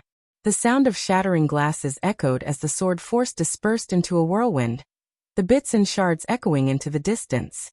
Many stunned gazes landed on James. His hand was uninjured. There wasn't even the slightest scratch on it. It seemed that he had casually dealt with it without even the slightest discomfort. How rude! James clicked his tongue. What are you doing attacking a clone like that? If you're mad, wait till you're face to face. Doing things like this just makes you seem petty. It was only after James said it that everyone seemed to realize that the current Lionel lacked something. This wasn't something others could normally see through, but with the number of eighth-dimensional existences here, there were no small number of them that could see the difference. Fooling the eyes of such experts was especially difficult, especially when they knew what they were looking for. It was no wonder they couldn't sense Lionel's exact tier. Most had assumed that he was speaking nonsense when he said that he could enter the seventh dimension in a year. But if his clone was powerful to the extent of fooling so many eyes, then what about his real body? But even more importantly than that, Amory was a genius that many knew of. In fact, he was well known as the first since Velasco and Cynthia to be at such a level. So who was this young man who could resolve his attack with a hand? Just as many were lost in thought, another figure suddenly appeared. It was a young woman with a body filled with hidden and explosive muscles. She appeared by Lionel's side with a hint of fury in her eyes, her hair fluttering with blade force. Emna reached a finger forward and tapped at the air. At that moment, a blade howl the likes of which didn't seem to lose out to Amory in the slightest appeared, concentrating on her fingertip with a radiant golden light. Amory's eyes narrowed, however an instant later, his pupils constricted. Without hesitation he unsheathed his second blade, taking a step forward and swinging. Bang! Bang! Amory's arms trembled, and he was forced to take a step back. His eyes widened and released a low roar, his aura flourishing as he resolved the attack. Even so, he was forced to take yet another step back. James winced. Oof, that's a little bit embarrassing. Amory had attacked Lionel, and yet the result was one of Lionel's men resolving it with ease, and a second one of Lionel's men forcing him back. For someone who had such an undefeated legend, if this wasn't embarrassing, then nothing else could be. The worst part was that no one seemed to recognize who these two people were. They were complete unknowns and only one of them seemed to have the aura of Earth, something the powerhouses were only now becoming familiar with. That meant that using Earth as an excuse didn't seem to be enough. Emna didn't seem satisfied, and wanted to attack again, but before she could, Lionel raised a hand. Seeing this, Emna didn't hesitate to take a step back, her obedience making the striking difference all the more obvious. Ancestor Alvaro nodded inwardly. It seemed that there was a difference between Lionel and his father after all. While they were both extremely arrogant, Velasco was not a leader and never had an interest in it. Lionel, however, it seemed that he was quite capable. You remember different, Lionel smiled. Funny words coming from someone who couldn't withstand a few arrows. Amory stabilized himself, his gaze still tranquil as he looked up toward Lionel. Amory stabilized himself, his gaze still tranquil as he looked up toward Lionel. But I don't really feel like rehashing the past. Since everyone is here, I think that there's something far more important to talk about, don't you think? What compensation do you all plan to give me? The eyes of many narrowed, the atmosphere falling into silence. Nothing? Lionel chuckled. Feigning ignorance is fine if your goal is to only seem more like a worthless bunch of elitists, even more so than your actions today would suggest. None of you find it funny that the geniuses you're sending forward to participate in the heirs wars wouldn't even be here to participate if not for me? The Morales family shares my blood, and they don't hesitate to step out to protect me. But what are the rest of you worth to me? By this point, it was all too obvious what Lionel was referring to. Faced with this, there was little they could say. It's funny. I should have returned a hero. But the first thing that happened to me when I returned to the Void Palace was an interrogation and pressure to hand in a method that was mine to begin with. Fine, that much is fine. My research and results could be game-changing for the human domain. I might be inclined to help out if the feeling was reciprocated. But not long after that, Shield Cross Stars came to arrest me as though I truly was a fugitive. As though that wasn't enough, I'm also now suddenly a ticking time bomb that needs to be dealt with just because I have Fox and Morales blood coursing within me. Lionel's smile suddenly faded, a dense violet fog exuding from him and enveloping the flagship. My patience is very limited and my temper isn't good. I'll tell you all right now, since you don't want to acknowledge the fact so many of you owe your lives to me. I'll keep count of the debt myself. I don't have a need for your pity. I'll collect those debts back one by one. If you dare to send your geniuses in, I'll dare to kill them. If you send in one, I will kill one. If you send in 10, I will kill 10. As many come as many as you'll lose. Consider it as a repayment of your debt. Your lives belong to me to begin with. Lionel rose to his feet. These people thought that he was some sort of live target that they could casually hunt. It was only right that they came to understand how he saw things, that they came to understand the reality of things. He wasn't the prey they were. He wasn't the hunted they were. He was half Morales but no less of a madman. There might, potentially, be no third chapter today. If there is one, it will be much, much later.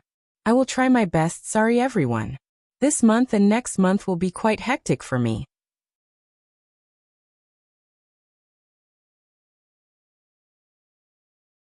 Chapter 1931. Published at 19th of June, 2023, 10:53 and 11 seconds AM. Chapter 1931. Question: if audio player doesn't work, press stop then play button again. Lionel stood up with a calm expression on his face. He hadn't said these words for the sake of these people feeling remorse. That would be nothing short of naive. He didn't want anything from these people. In fact, if they folded now and acquiesced to such a demand, it would only disappoint him. This fury in his belly had to be directed somewhere, and he wanted the target to be solid, not some soft cloud. He understood human psychology well. Doing something might be impactful, but saying you would do something and then doing it would be doubly so. He wanted these people to feel suffocated. He wanted them to watch their geniuses with despair clear on their faces, and yet feel somewhere deep within their hearts that it was all their fault from the very beginning. Lionel swept a gaze over the surroundings. He could see the various responses to his words. Some were enraged, some sneered, some didn't bother to hide their disdain. However, regardless of the reaction, he met it calmly, his own confidence shining through. His eyes landed on Cynthia for a moment before he turned away, and moved to return toward his flagship. This woman, he was glad she was unscathed. If she was acting out of some sort of animosity, it would be his mother who put her in her place. As Lionel clone dissipated, the uproarious laughter of the three Morales ancestors echoed through the skies. You've heard the brat. A month from now, those of you who still dare can make your way to the execution grounds. Ancestor Alvaro took a step and vanished after saying these words. Like this, the domain war was cut short before it truly came into being. All those present knew that things wouldn't end so simply, and that at this point, war was practically inevitable. These heirs wars had suddenly gone from a method of potentially avoiding war to a fight for momentum. Whoever came out on top would have an upper hand when the pot finally began to boil over. A day later, Lionel walked into a grand hall holding Ana's hand. He looked up, craning his neck just to catch a glimpse of a ceiling that must have been at least 100 meters up. He had never been in such a grand place, and he had to admit that the crafting specialty of the Morales family truly shone here. He smiled lightly and looked forward, meeting Patriarch Alejandro's gaze. Alejandro smiled widely, and he seemed to be in a very good mood, a far cry from the mood he had been in recent months. There was a point where he just wanted to leave and start a massacre of his own. But duty and responsibility weighed him down quite heavily. "Littlest Nova, you wanted to see me?" Alejandro asked. And this is Aina Brazing, I gather? Look at this, Adderworth. Lionel has already found his life partner, and what about you? You're almost double his age by now and still single. What am I going to do with you? Adderworth coughed. It wasn't that he didn't like women, but the one he wanted a bit stubborn. There wasn't much he could do about this. He wasn't as lucky as Lionel. Seeing that he had done his parental duty of embarrassing his son in front of company, Alejandro laughed heartily and invited Lionel and Aina forward. I did want to see you, Lionel said with a smile, bringing out the segmented cube and the spear domain ring. These two things are heirlooms of the Morales family. My old man is a bit unruly, so I can imagine how these things landed in his hand, but I believe that for the sake of fairness, these things should be given back to the family during the heir wars. It won't be too late for me to reclaim them later. Alejandro's brows shot up. Of all the things he had expected, this was the very last. Lionel wasn't scheming with this move. He truly felt that it was only right. The only reason he didn't think of doing this earlier was because he had, indeed, started at a disadvantage. The other heirs had all grown up under the umbrella of the Morales, whereas his dad didn't tell him anything about this world until he was already 18. And even then that lazy old man had left him to his own devices. So Lionel didn't feel bad for having had them in the first place. But now that the heir wars were here, he thought it was only right he temporarily hand them over. However, what Adderworth didn't expect was for Alejandro to suddenly shake his head. While it can be said that these two treasures are heirlooms of our family, it's probably more accurate to say that they are heirlooms of your family's branch. This is especially so for the segmented cube. The spear domain ring has had many owners, but the segmented cube has always belonged to Ishmael's lineage. It doesn't even listen to anyone else. Lionel raised his brows. He hadn't expected this. Plus, I can tell that you've already passed the tribulation of the spear domain ring, so actually you are its rightful owner now. The only thing you owe the family is a recounting of your experience in the tribulation ground for future generations. Other than that, you're free to keep it. Seeing Lionel's surprise, Alejandro chuckled. Your father didn't explain anything, right? That's just like him. Aina giggled to the side, clearly amused by Lionel getting a taste of his own medicine. Lionel smiled bitterly, but inwardly he actually felt quite warm. He had already decided before that the Morales family would be his, but as things stood currently, he felt more a part of them than anything else. If there's nothing else, you can have dinner with us tonight if you would like. My wife has been wanting to meet you. Lionel smiled to accept, but his gaze flashed instead, suddenly thinking of something. There is one more thing that I've been wondering about. Why is it that I feel that the moniker of madman isn't a coincidence? And why does it seem that this only becomes more true the older a Morales is? Lionel had very few data points to reach this conclusion. He had interacted with too few Morales, but everything he did know seemed to point to this one conclusion. For one, the Morales tended to have very young patriarchs. If the heir wars had occurred at the proper time, they would have been less than 35 years old. In the dimensional verse, this was exceptionally young considering even fifth-dimensional existences in their 70s looked as though they were in their 20s. There was logically no reason to rush this. Secondly, on the battlefield just a day ago, Lionel had sensed a certain fury coming from the Morales ancestors, and Alejandro that, while could be considered reasonable, also felt somewhat irrational. It was incredibly difficult to maintain such fury for such extended periods of time, but the Morales didn't seem to have any issues with this. And finally, maybe the reason Lionel thought there might be such a possibility, there was the crimson energy that had seeped into his body the day he awakened his metal synergy lineage factor. Hearing this question, Alejandro's brows shot up, looking toward Lionel with a deep gaze.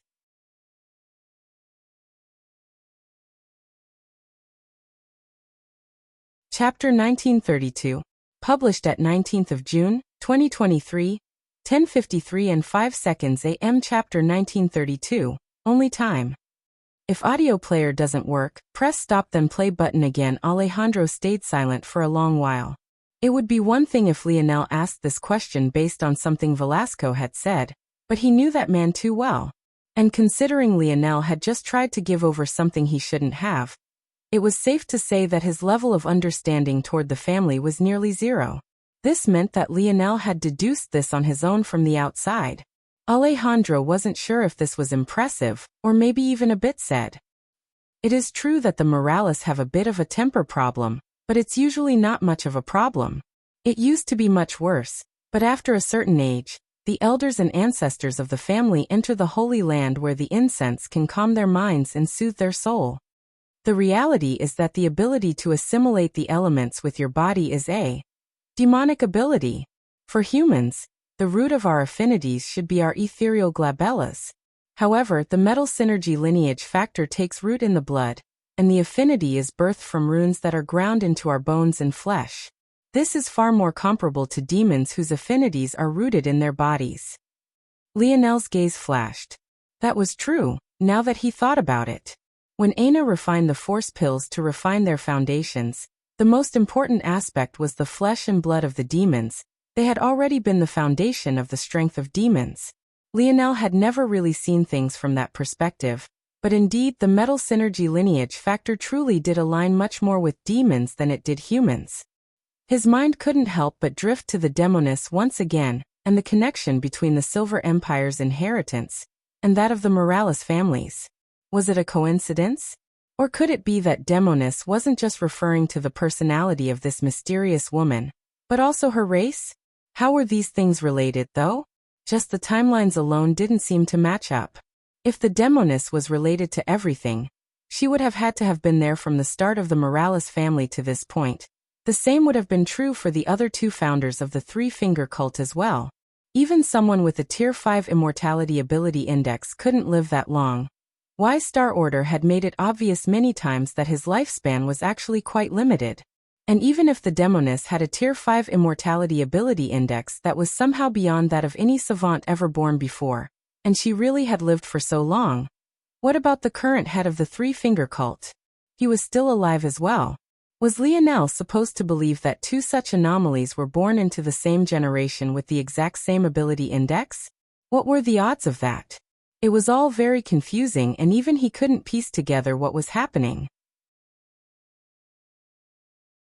But Lionel started, but didn't quite know how to put it. Did demons have ingrained anger problems? He hadn't personally experienced this, at least not from intelligent demons. The Cobra demon was actually quite calm and calculating, and Kaldar had actually been quite funny when he did speak. Although Lionel was pretty sure he still seriously believed that the former swung for the same team. And also, even if they did, why did it seem based on age? There are always consequences for going against the natural order of things. You've probably also noticed the other oddity in our lineage factor, that being that it unlocks in stages. Rather than being at a set level from the very beginning like most other lineage factors, it requires being unlocked over time. There's a reason it's like that. Our bodies wouldn't be able to handle it all at once.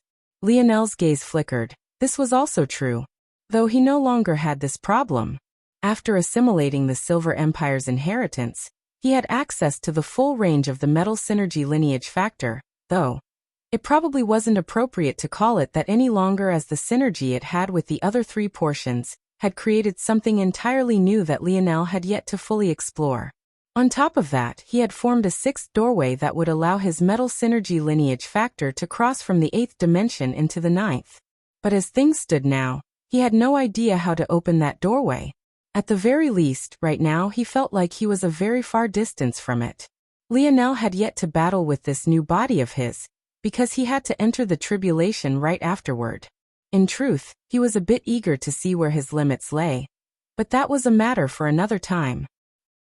Although we don't know the exact reasons, we can only guess that this is a large part of it. Lionel felt that this explanation was more than enough. In Earth's past, there was something colloquially known as mad cow disease. This was a disease caused when humans ingested cow brain, but more accurately, It was caused by a particular fold of protein found within the meat. This disease was named as such because of all of the cognitive changes it could cause in both cows and humans, even to the point of changing one's personality entirely. If something as relatively simple as a protein, at least compared to an entire lineage factor, could cause a thing, then forcing something decidedly not human into a human form factor was bound to have its own consequences. Lionel had already seen lineage factors casually make changes to his brain on a macro scale, through the spear domain lineage factor. What was happening on a micro scale that he had missed? But beyond that, the real question was, by completing the inheritance, did Lionel save himself from such a fate? Or did he just co-sign himself to damnation? Only time would tell.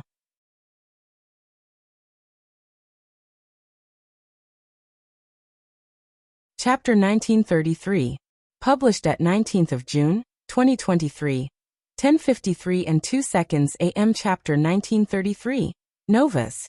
If audio player doesn't work, press stop then play button again. The next month flew by fast. Lionel felt incomparably relaxed. He spent his days in leisure. From the outside it was difficult to tell that he should have been the person experiencing the most pressure. When the day came, however, he awoke with a sharp coldness in his eyes. He bathed, meticulously cleaning every inch of his body. He ate, eating through tables worth of food as though he would never be satiated. Then he dressed himself, wrapping himself in robes of violet and gold. When he stepped out of the segmented cube, he found his queen with a dignified expression on her face.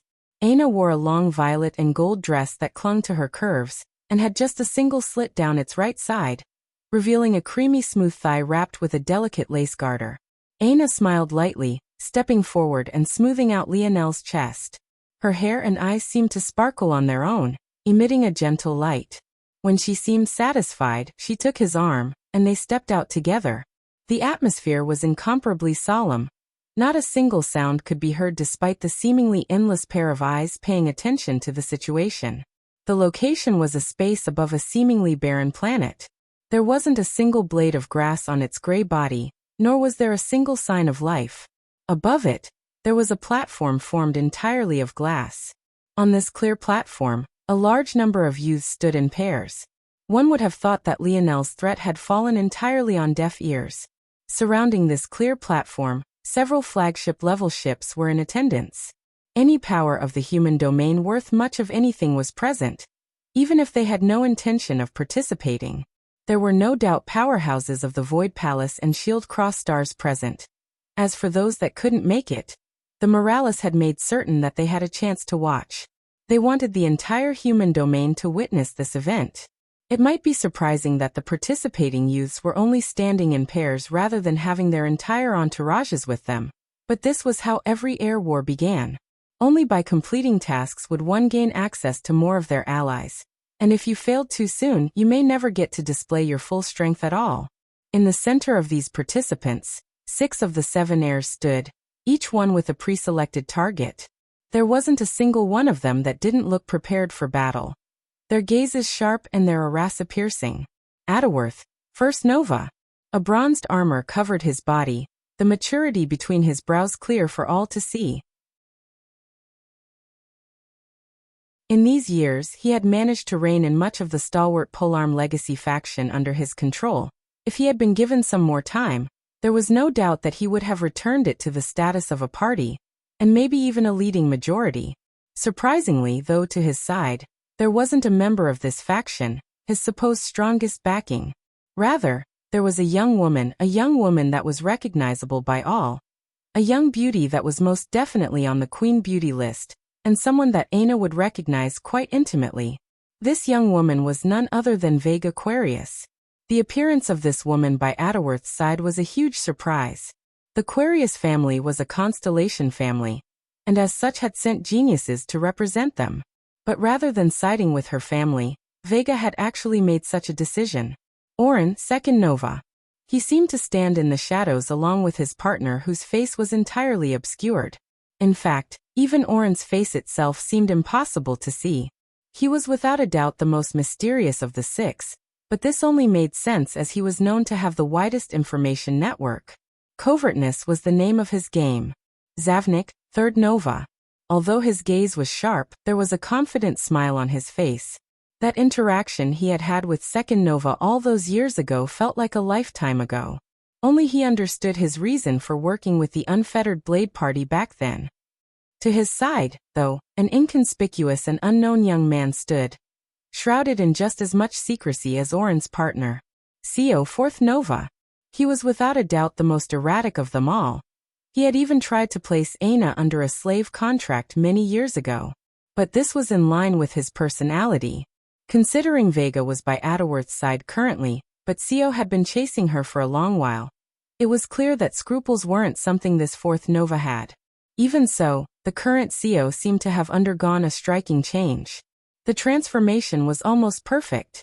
If it wasn't for the fact Vega's vice captain was currently by his side as his chosen partner.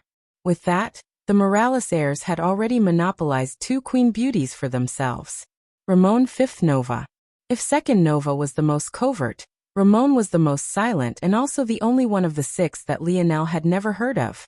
Ramon wore a pair of glasses and his appearance was the least confident of the 6.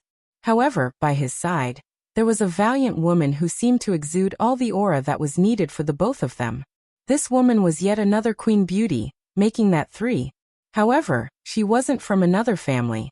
No, she was from the previous Nebula generation, the littlest Nebula, and was a Morales through and through. Of all the surprises of this day, the appearance of Valerie Morales was maybe the greatest. Valor, Sixth Nova. The most stoic of the 6, and also the one to enter the 7th dimension the most recently. By his side, a man stood in silence, his eyes half closed. At first glance, it was difficult to tell which of them was the more stoic of the 2, and maybe that was exactly why they worked together so well. This young man was well known as the sector-ranked disciple closest to becoming the next domain reigned. Bruno, his last name unknown. At that moment, a flagship up above shuddered and a young man and woman wrapped in violet and gold stepped out.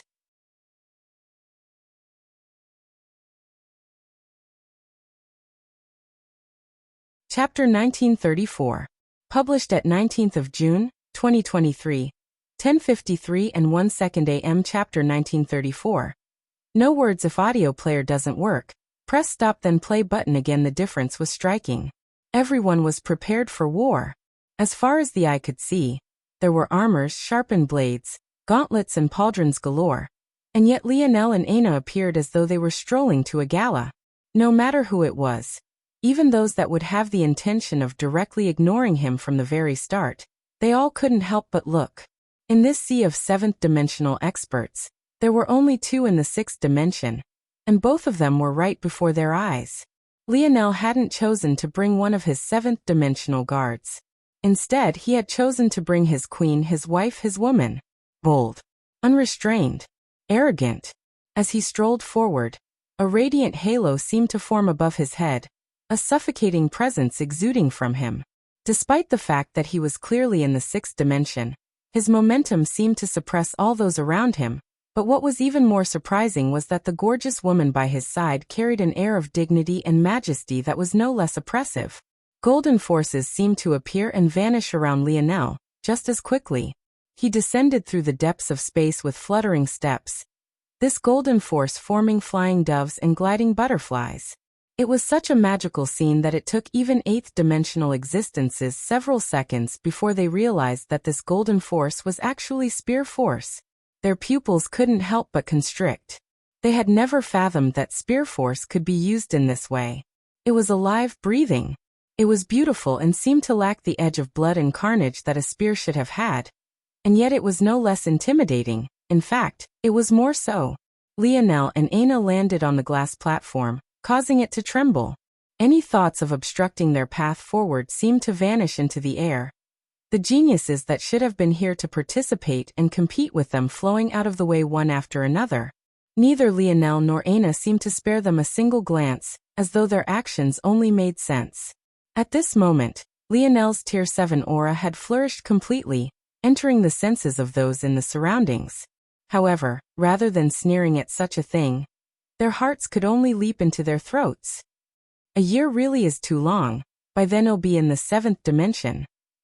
Those words should have been nonsense. They should have been something that could be dismissed with the wave of a hand, but the reality made this far from the case. Not even a year ago, Lionel was only at Tier 1, and yet he was already at Tier 7 now. Lionel appeared within the central circle of Novas. There wasn't a single hint of a smile on his face, his king's might flourishing in all directions. He had never been more focused in his life, and the result was a pressure more suffocating than anything he had ever exuded before. A pressure which, just like always, seemed to be something only Aina was entirely indifferent to. In fact, Aina's own presence seemed to fuse and multiply Lionel's own, the resonance between the two of them causing the force in the air to fluctuate and disperse. The weaker parties suddenly found that controlling their force, even within their bodies, had become extraordinarily difficult. The appearance of two sovereigns was more than what they could handle. The eyes of the elders and various ancestors standing on their ships narrowed. Lionel's words from just a month ago seemed to echo in their ears once more. The Morales ancestors looked down with sparkling gazes, their blood rushing through their veins and their bronzed skin flushing red like melting metal. Oh, how they wished to be young once more. Lionel's statement couldn't have been more clear. His attire spoke volumes, and it was a statement that was ringing throughout the entire human domain. The others were warriors, he was a king. The others had come to fight, he had come for glory. The others hoped for victory, he had come to pass judgment. To him, the outcome was already clear. Hugo, Ancestor Alvaro said lightly. There was no need for any more words. Seeing the look in Lionel's eyes, it was clear that he was finished talking. He hadn't even looked toward his fellow Nova brothers even a single time. As his spear force continued to form life around him, it seemed that he was all too eager for his blade to taste blood. Ancestor Hugo stepped forward, spreading his hands out wide as his aura flourished. He was a man who looked like he had a foot in the grave. Even his balding head was covered in dark age spots. Even so, when he moved, the world seemed to move with him, the momentum of an eighth-dimensional powerhouse flowing out like a tsunami. A dense dream force pervaded the region and descended upon the glass platform. Lionel stood in silence, closing his eyes lightly. Even when closed, he could sense the countless gazes on him. Many were filled with apprehension and fear, but there was a good number who had unwillingness, rage and fury in their eyes. Without even using his internal sight, he could feel the changes in their emotions as though they were being imprinted on his very soul. Lionel slowly opened his eyes once more, a rippling ring of violet sweeping out from him. When these air wars concluded, no one in his generation would dare to look at him with such a gaze. Whoosh! All of the youth vanished at once. When Lionel opened his eyes, he found himself in a wilderness, but the region was quite poor. The soil wasn't rich, and was in fact quite cracked and lifeless. The air was dry and hot with the sun beating down from above. It didn't seem like there had been any rain in months. Looking down at his clothes, he wore nothing but a simple linen shirt and pants. If he wanted access to what he had been wearing previously, he would have to likewise complete tasks. Lionel looked toward Aina, who was by his side, wearing clothes just as simple, and yet looking just as beautiful. "Let's go," he said lightly.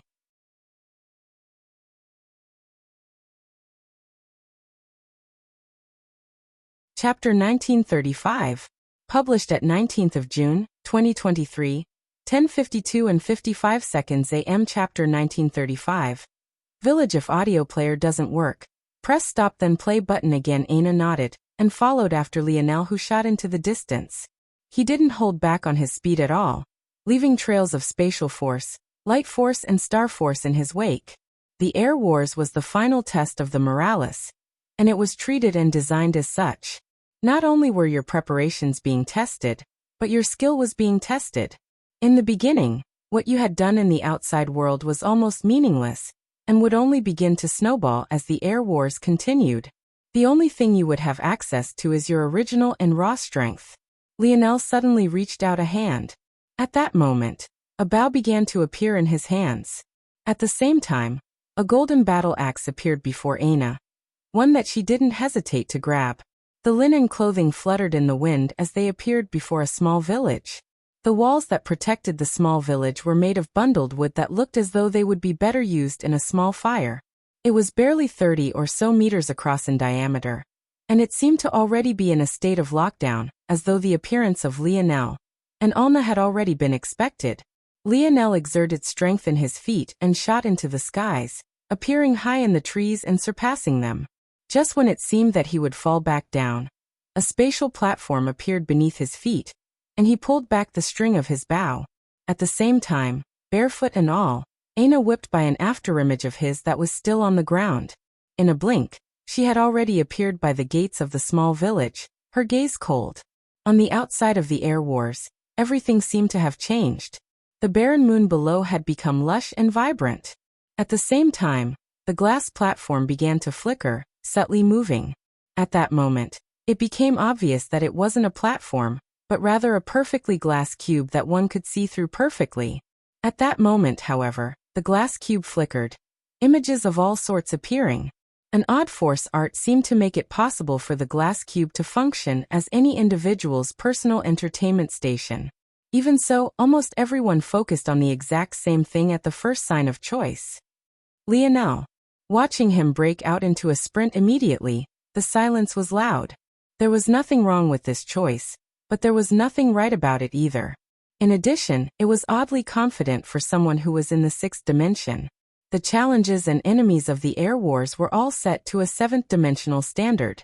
They had all felt that Lionel was foolish to begin with, taking another sixth-dimensional existence in with him, instead of a seventh-dimensional one, was the pinnacle of foolishness.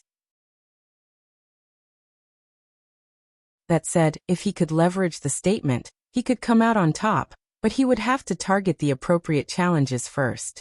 Running around like a headless chicken wasn't the right way. He hadn't even properly scanned his region yet. The eyes of the spectators narrowed further when Lionel summoned weapons from thin air. He shouldn't have any treasures on him right now, which meant he manifested those. The cube transmitted all information, including auras. Sensing the emulation spatial force Lionel was using, their gazes narrowed. A coincidence? Someone mumbled. Lionel and Aina had barely crossed 10 kilometers when they came across the village. But those that were sharp realized that Lionel had run in a perfectly straight line without even the slightest deviation. This realization was shocking. In order to take into consideration the larger number of participants and the relatively small arena, internal sight and abilities of the like were extremely suppressed. A normal seventh-dimensional existence would barely be able to sense around 20 meters around themselves. Someone who specialized in sensory perception could probably hit around 100 meters, and only an absolute genius in the field would be able to approach half a kilometer to a kilometer. This was only proven by the state the others were in. They were entirely focused on slowly scouting out their territory and feeling out their surroundings. The only one who had acted as Lionel had was, well, Lionel. He can't be. Many frowned. All challenges were set to the level of the seventh dimension. Lionel and Aina rushing toward the village like this and not taking a detour. It was clear and obvious. This was their goal from the very beginning. Aina swung her battle axe with a naked abandon. From the skies above, Lionel had already released his arrow. In perfect sync, her blade and his arrow descended at once. The gate was shattered into a fluttering mass of raining wood chips. By the time this happened, Lionel had already released his second arrow, and then the third. Two troll-like beasts standing at 2 meters tall appeared to the left and right of Aina instantly, each one exuding the aura of a Tier 1 seventh-dimensional existence. Aina's feet pivoted, her hips torquing as he battle-axe descended from the skies and toward the head of the first. Lionel's arrow appeared in that instant. Their forces resonated and the attack strength suddenly exploded forth. The troll couldn't even react before it was split in two. The two halves of its body seemingly imploded as they were crushed to pieces by the residual strength. The blood seemed to avoid Aina entirely, almost as though it was too scared to blemish her. Her second swing flowed from the first one, and Lionel's third arrow appeared just as quickly. The two, blade and arrow, seemed to become attached to one another by a mysterious force, amplifying and strengthening one another. PCHU. The second troll beast was shredded to pieces. Aina and Lionel were entirely in sync. From start to finish, not even 5 minutes passed, but the village had already been cleared. The human domain fell into silence.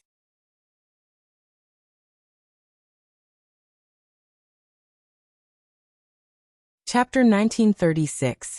Published at 19th of June, 2023, 10:52 and 54 seconds AM. Chapter 1936. Headquarters. If audio player doesn't work, press stop then play button again. Lionel descended from the skies, landing by Aina. The two walked into the central building of the village, and found a floating cube. Lionel grabbed forward and claimed the cube. A ripple spread out. In order to summon people, you needed to kill. Aina and he had cleared about exactly 37 people, not having allowed even a single one of them to escape. However, these 37 people, or rather trolls, were also worth points. This was to say that kills could always summon people or be used as points, but points could not. Lionel gained an additional point total for claiming the village, an additional multiplier for being the first, and yet another multiplier for difficulty and speed. For this lowest level primitive village, he went from 10 points to 100 points instantly. Lionel confirmed without hesitation. This region actually wasn't all that great. It lacked resources, the trees were quite sparse, the land was dry, but he didn't seem to give a damn. He gained another 100 points for being the first to establish his headquarters. Then, without even taking a pause, he converted all of their kills to points. Calling the trolls Tier 1 existences was incorrect. Rather, it was more accurate to call them subgrade threats. The ranking system for the air wars went subgrade, bronze grade, silver grade, gold grade, air threat. The rewards were 10, 100, 1,000, 10,000, and 100,000 respectively, not including any multipliers. Simply put, this allowed Lionel to gain an extra 370 points instantly. Like this, he now had 570 points, and he needed exactly 500 to upgrade this village from subgrade to bronze grade. No one even had time to react to his absolutely insane choice before the village flashed with a blinding light and expanded. Ready? Lionel turned to Aina. Aina nodded. She didn't seem to have shed even a single bead of sweat. The two moved at once, and then appeared on the growing walls of the now bronze grade village. Rather than being formed of the bundles of wood, they instead became strong mud walls dug into deep trenches. But at that moment, enemies began to appear over the horizon, charging over. Every one of them was a bronze grade threat. However, to even more surprise, rather than working together like they had before, Lionel and Aina separated, Lionel taking the north and Aina taking the south. Aina appeared by the pile of 37 troll bits and pieces. With a raise of her hand, the blood rose into the skies and began to burn with a blinding light. At that moment, all the energy and potential the trolls had ever had were forced out all at once, 37 phantoms appearing to her back. At the same time, without even looking, Lionel raised his own hands, the souls of the trolls being plucked out of the air outside of their control. In that instant, the king and queen duo had turned 37 subgrade threats into 74. To make matters more shocking, in Aina's hands, although they would only last a short while, they could now output bronze grade strength with explosive power. Silence reigned. Watching two six-dimensional existences treat bronze grade threats as though meat to a grinder was something that was difficult to comment on. The thoughts had gone from believing that Lionel must be suicidal, to suddenly choking on air. After seeing this, however, the tension in the hearts of the Morales ancestors slowly vanished. If things were like this, then there truly was no need to worry any longer. All they had to do was lean back and watch the show. It was a bit amusing watching a Morales heir use the bow so efficiently. Just glancing at the sternness on the faces of the Constellation Bow Alliance, Ancestor Alvaro couldn't help but burst out into laughter, breaking the silence. "Look at your face, Mito. Did you eat a pile of shit on the way here?" Ancestor Mito's expression darkened, but he didn't say a single thing. Thinking about the fact the white lion bow was in Lionel's hands, how could his expression not be like this? A Morales who didn't even care to use the spear, how unlucky. "You're laughing too early," Mito sneered. The bronze grade trial was wiped clean. The death total this time was 121, instantly giving Lionel and Aina 1,200 points instantly. If it was up to Lionel, he would upgrade to silver grade instantly, but unfortunately the price for an upgrade was 50,000 points this time, a huge leap. It was clear that the bronze grade was a gimme, the rest would be far more difficult. Even so, Lionel had clearly already expected this. The rate for exchange was simple. People were exchanged with kills, and as for items you had placed within the exchange ahead of time, they were graded on the same scale. Luckily, because they were your items, they were on a discount. Subgrade items only cost 1 point, bronze grade only cost 10 points, so on and so forth. Air grade items were an umbrella grade for all top-tier treasures that fell off of the scale. This would include the segmented cube and other things. The issue with this system was that when you summoned your people in exchange for points, you would also have to trade for their items. If you had trade for your treasures, and that of your thousands of subordinates, just how many points would you have to waste just outfitting your people with the capability for combat? The answer was too much. However, there was a very obvious loophole. All raw materials were counted as subgrade regardless of their true in real-life grade up to 100 kilograms. Lionel spent 10,000 points and summoned the segmented cube. With a flash of light, it descended from the skies. Then, using every bit of his remaining 2,170 points, he traded for just as many materials. All materials used in the trials had to be registered ahead of time, whether that was people or raw materials. As such, hiding items wasn't allowed. However, using the lab setting of the segmented cube to use these raw materials to church out treasures was very much allowed. And setting the blueprint for these treasures before the air wars so that he didn't have to waste time crafting for himself right now was also very much allowed. Lionel tossed the raw materials into the segmented cube and left the rest to Anastasia. Taking Ana's hand, they walked into the center of the bronze grade village again. It looked much different this time. Rather than a dilapidated hut, it was a somewhat simple hall. Lionel made it to the center and looked at the rotating cube again. There was another reason he forced the upgrade ahead of time, and that was because of the unique property of territory at the bronze grade and above, a territory map. Even Lionel's internal sight was greatly suppressed here. 10 kilometers was about his limit. But this moon had thousands of miles of circumference. It was far too inconvenient. However, a territory map gave you a perfect bird's-eye view. At the bronze grade, this range was 50 kilometers in radius, 5 times that of Lionel's current range. In that instant, all of the challenges and opportunities appeared before Lionel's eyes. It wasn't just the challenges that appeared, but also the people. Lionel's gaze was frighteningly cold. The air wars truly began now.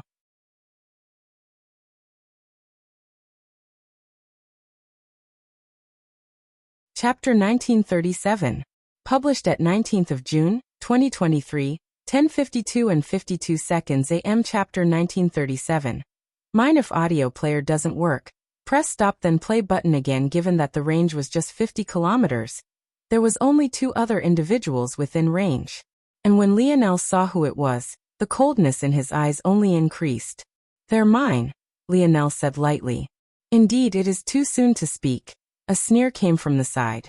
This individual didn't speak directly to the ancestors of the Morales family.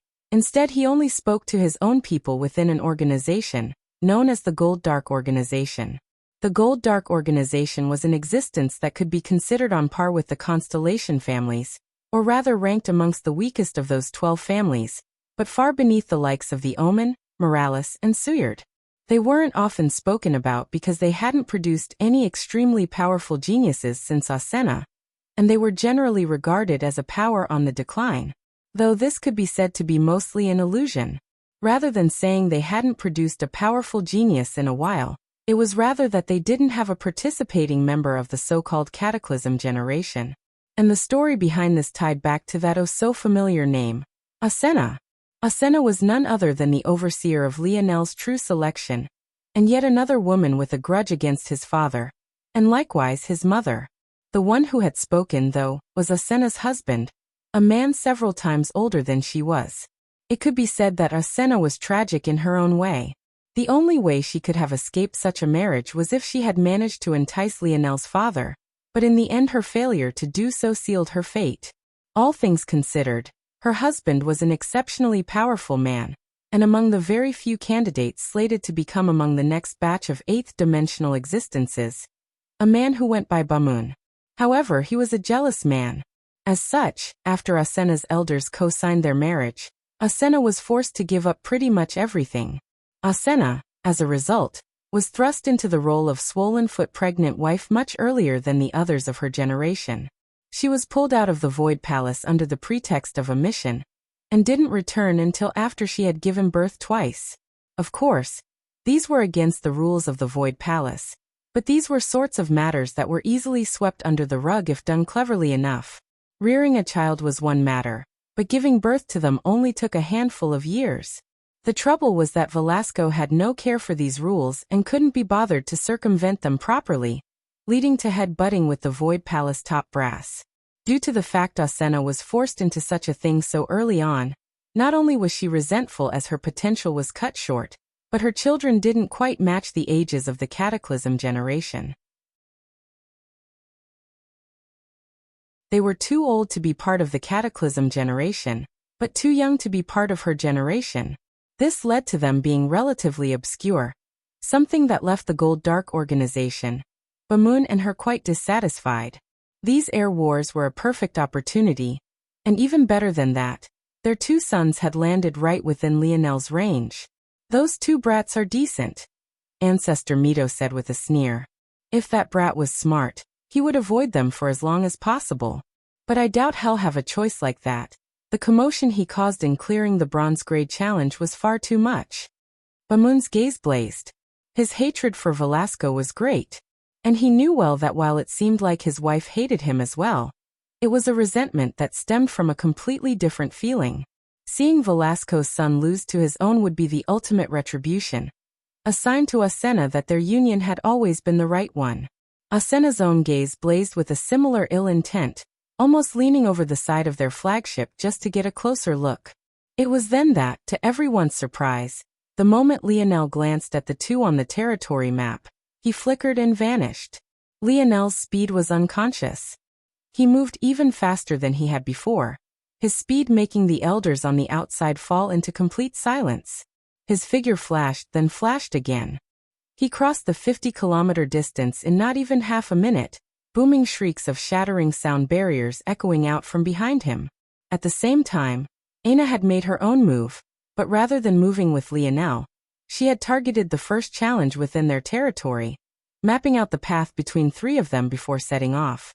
The pair of Gold Dark brothers had been making their way toward the commotion, cautiously paying attention to their surroundings, so that they wouldn't miss any hidden dangers or challenges. However, what neither of them had expected was to run into their first contestant. The two hadn't done much. Since entering, they had only cleared a single challenge, and had been biding their time until they sensed Lionel and Aina's upgrade challenge, and began to move in this direction. However, the two didn't know what an upgrade challenge would be like just yet, so they had yet to confirm. Plus, it was so early on that they didn't believe that anyone would be undergoing such a challenge already. Before they could tell what was happening, though, someone had already appeared over the horizon. The two instantly recognized Lionel, and looked toward one another. The faint excitement and eagerness in their eyes was clear. He's mine. Fuck off, he's mine. The two didn't get to finish their little song and dance, nor did they have the time to think of why Lionel was alone rather than with his partner. Lionel unleashed a roar, 3 sapphire blue vital star force stars appearing to his back as his body erupted with a bronze aura. His halo expanded and descended down the length of his body, revealing a divine armor of jade green and pearly white that exuded a vitality that caused even the cracked and dried grounds in the surroundings to grow rapidly. The final piece of his armor had just clinked into place when he appeared before the two, dense blue nebulae like fog coming from the vents of his divine armor. All at once, the Morales family ancestors and elders stood to their feet. Sorry for the uber-late chapters, everyone. Hectic 2 months ahead like I've said previously. Chapter 2 coming ASAP.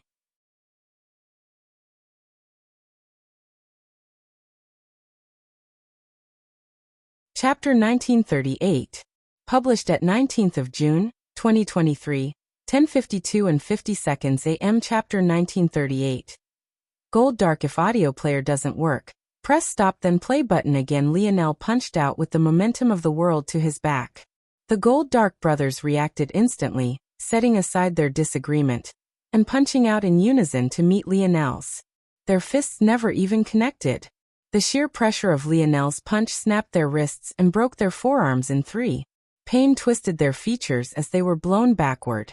Lionel reached out a palm to his side, forming a spear of emulation Star Force, Bronze Aura and Ethereal Star Force.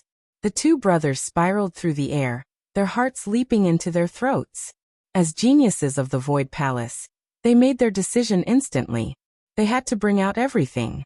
They roared in unison, their skin beginning to glow with a dark gold glow as a twin pair of dark golden rivers took shape. The manifestation of the Gold Dark lineage factor roared like snaking dragons, the crashing waves causing the ground to rumble. The two coated their broken arms in a layer of this molten dark gold and landed heavily on the ground at once.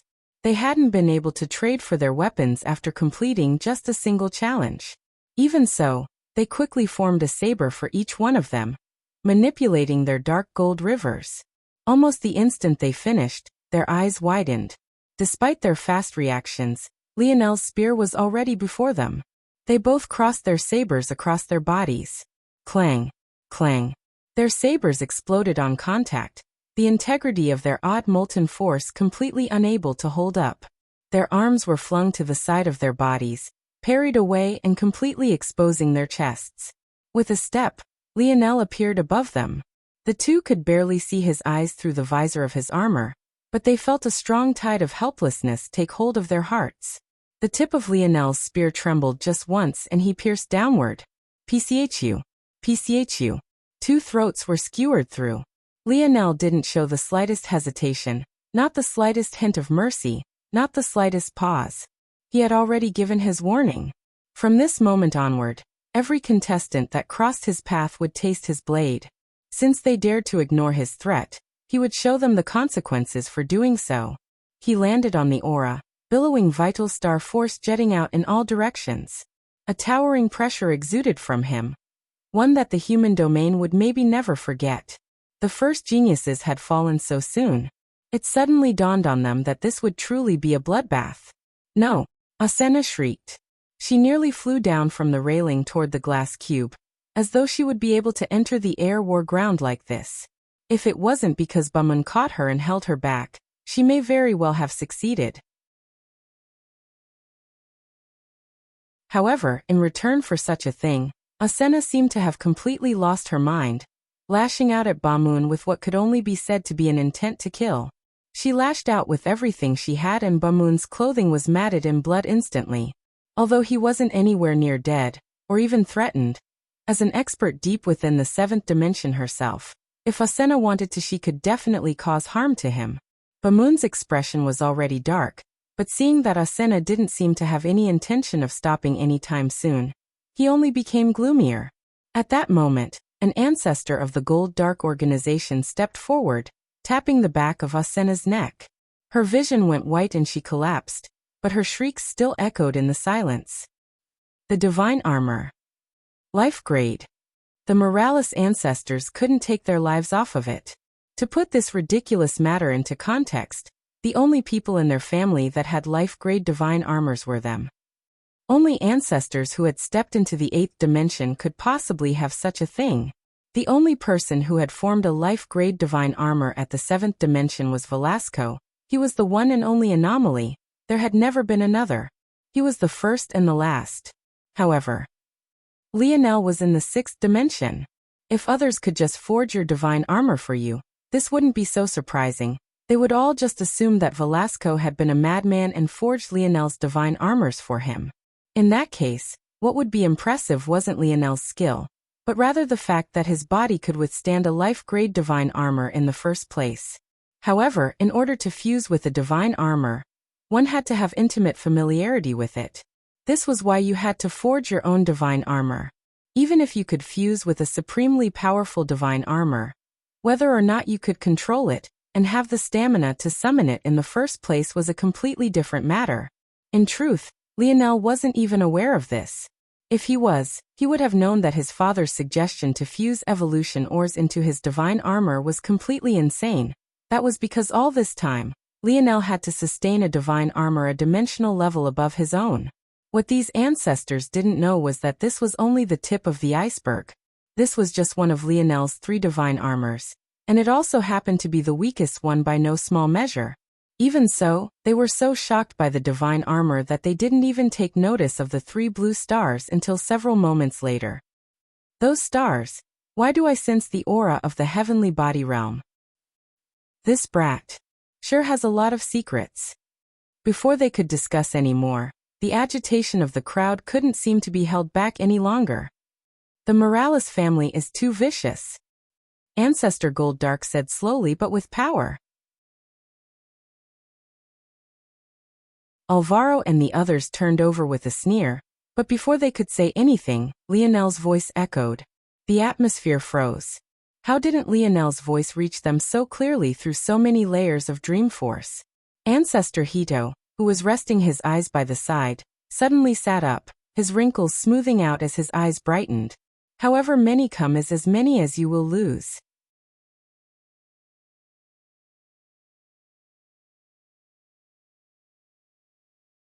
Chapter 1939. Published at 19th of June, 2023, 10:50 and 51 seconds AM. Chapter 1939. Final challenge: if audio player doesn't work, press stop then play button again. Lionel seemed to stare into each one of their souls as he spoke.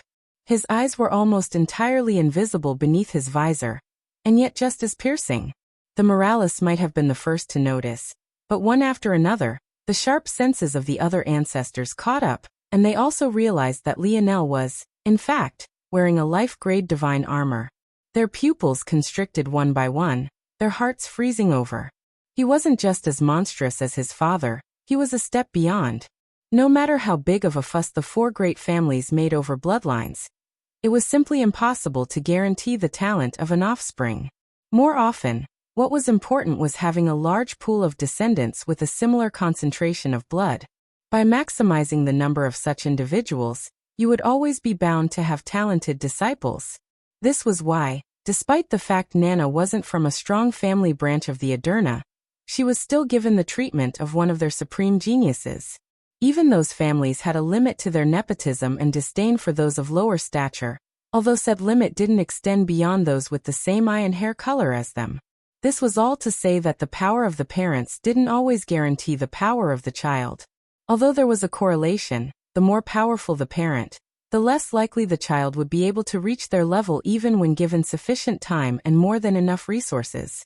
If such a thing was guaranteed, who would have dared to look down on Lionel? They would have all treated him like a little monster they needed to veer away from.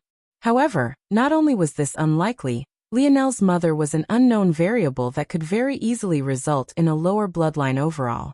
There was also one more matter, the key to all of this. The Velasco line had already produced 3 such geniuses in quick succession. Although Montez was considered to be a tier below Velasco and Cynthia, he was still someone that wasn't to be trifled with. Then there was Velasco himself, and more importantly, the father of the 2 of them. The odds that this would continue and produce another genius in Lionel should have been next to zero. Every family line went through peaks and troughs. One could just indefinitely extend into infinity. And yet, that seemed to be exactly what had happened here. They had made a mistake. Lionel flicked his wrist, dispersing his spear and allowing his divine armor to sink into his body. He looked down at the 2 corpses before him, and his gaze flickered. With a swipe of his hand, he stored the 2 kills they represented but didn't use them immediately. He seemed to have other thoughts in mind. In addition, he gained an additional 1,000 points. Unlike the Spear Domain Tribulation, after kills in the Air Wars, Lionel gained the points or progress of his fallen enemies in this regard. These 1,000 points should have been from the challenge that the 2 had cleared, but they had stored it rather than using it on anything. Lionel assumed that many who entered without a plan would make this sort of choice, but in his eyes, it was the epitome of foolishness. It was akin to sealing away hard cash in a safe in your basement rather than properly investing it. As the Air Wars continued, the value of your points would only continue to plummet. The only thing that would maintain the same value were kill exchanges. The points you had now would never be worth as much again, so hoarding them, waiting for some perfect pie-in-the-sky moment was nothing short of foolish. After this, Lionel shot back toward the bronze-grade village. He had already memorized the map and knew where all the challenges were. So returning wasn't a pressing need, or so many thoughts. But he had his own reasons. Lionel immediately swapped in the 1,000 points he had just gained for more raw materials, and tossed them all to Anastasia. At that moment, Aina had displayed her own speed, already returning with 3 challenges completed. She appeared before Lionel in a flicker, and began speaking without delay. 2 challenges were a simple battle with a bronze-grade threat. Both gave 1,000 points each, 10 times more than what you would receive for battling them in the wild and killing them there. However, they don't count for a kill, so they can't be used to exchange for subordinates. Lionel nodded and let Aina continue. The final challenge was a city upgrade challenge. It allows us to double the size of our territory and gain silver-grade walls without upgrading to the silver grade first. I didn't challenge it because it would take me too long to finish on my own. Not worth it unless we do it together. Lionel nodded again. Then he took the 2,000 points Aina had come with and exchanged them for yet more raw materials. Let's go, that's a worthwhile challenge. Aina was already moving. Lionel swiftly appeared by her side, the two shooting through their territory with great speed. Soon up ahead the two saw a floating glass orb. Within it, there was a floating wall of what looked like concrete, a silver grade upgrade. However, it was likewise a silver grade difficulty challenge. Without hesitation, the two entered together, appearing before a village with silver grade walls but bronze grade threats. With a tacit understanding, Lionel leapt into the air and brandished his bow while Aina rushed forward with the axe he had created for her out of emulation spatial force. They both took a deep breath at the same time and suddenly roared. A heavenly resonance of force forming between the two. Lionel's gaze sharpened as he pulled his bowstring back. One arrow to connect the earth and skies. He released, a streaking heat piercing down and leaving a blinding pillar of golden light in its wake.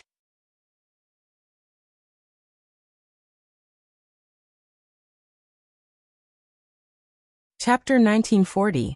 Published at 19th of June, 2023, 10:50 and 50 seconds AM. Chapter 1940. Well-oiled.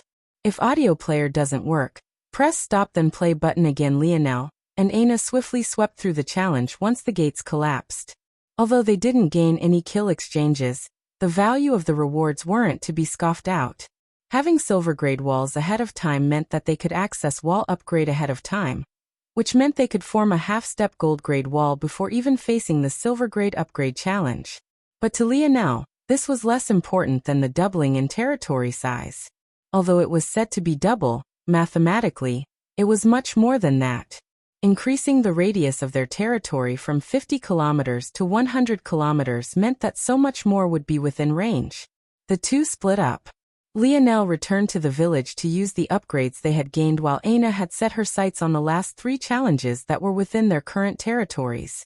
Upon returning, Lionel used the upgrades. The village wands expanded, grew taller and much thicker. At the same time, they changed from mud walls to walls built with thick cement blocks, rising to just over 10 meters in height. Lionel began to go through the upgrades one by one, adjusting his calculations. His pupils flickered back and forth, and he went through an obscene amount of information in just a few seconds. Unfortunately, not all of the rules of the Air Wars were known in full detail ahead of time. Well, the rules themselves were, but some small details like these and upgrades weren't hashed out ahead of time. Otherwise Lionel would have long memorized them, and not even wasted time. Most valuable upgrades are double height, double thickness, and the addition of the moat. Of these, the moat is most important because this region has no water whatsoever, and the land is especially dry. It's also very flat and doesn't have many terrain advantages. One might wonder why Lionel was worrying about water. At this stage he could last months even without food, water or sleep. Normally, anyway. Unfortunately, much like how he felt the need to sleep regularly in the Cataclysm Zone, this region had an added suppression that forced others into a similar state.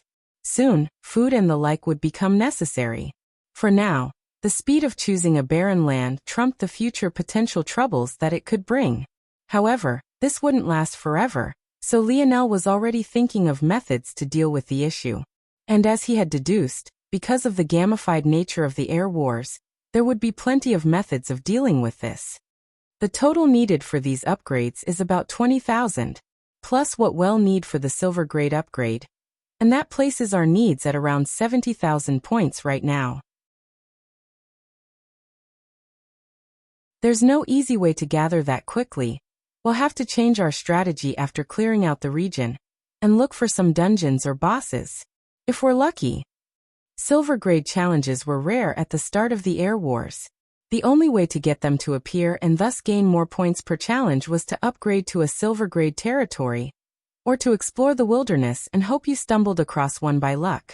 Lionel wouldn't waste time on the second, and the first was obviously out of reach due to the lack of points for a silver grade upgrade to begin with.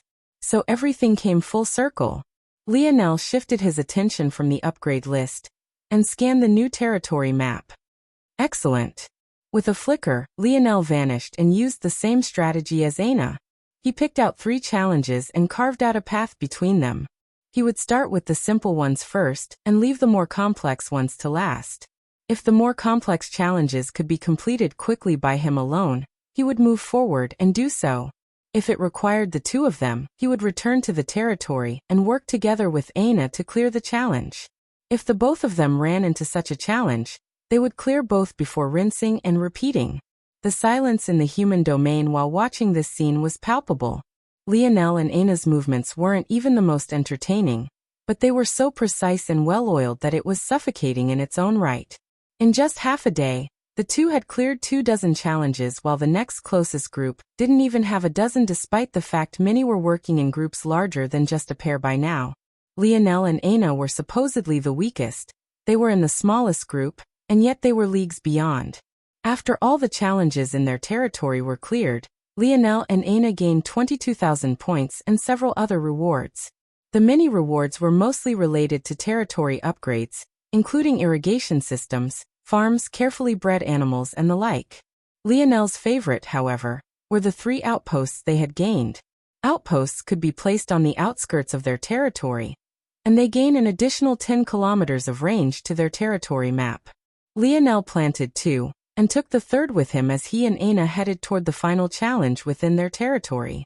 As for the points, rather than using it on the village, Lionel used 10,000 to trade for Aina's battle axe and another 10,000 to trade for the white lion bow, and finally the remaining 2,000 points on more raw materials. The members of the Constellation Bow Alliance could only seethe when they saw this. There was nothing they could do. Ancestor Mito's gaze turned malevolent, but he calmed himself. Soon, the bow would return to where it was meant to be. Now that he had brought it out and set such a challenge, it was only a matter of time. Nearby the dungeon Lionel and Aina were headed toward. 3 members of the Constellation Bow Alliance had already appeared and scouted out before preparing to return with the information to the main group. But how could Lionel not know what was happening within his own territory? You're tuning in to the Li Mei's Sword of Destiny YouTube channel. We're so grateful for your support, and don't forget to subscribe to join us on this incredible journey through captivating stories. Your generosity through donations truly makes a world of difference, as it's the primary source of revenue that allows me to expand and enhance this channel for you. Thank you from the bottom of my heart for being a part of this adventure.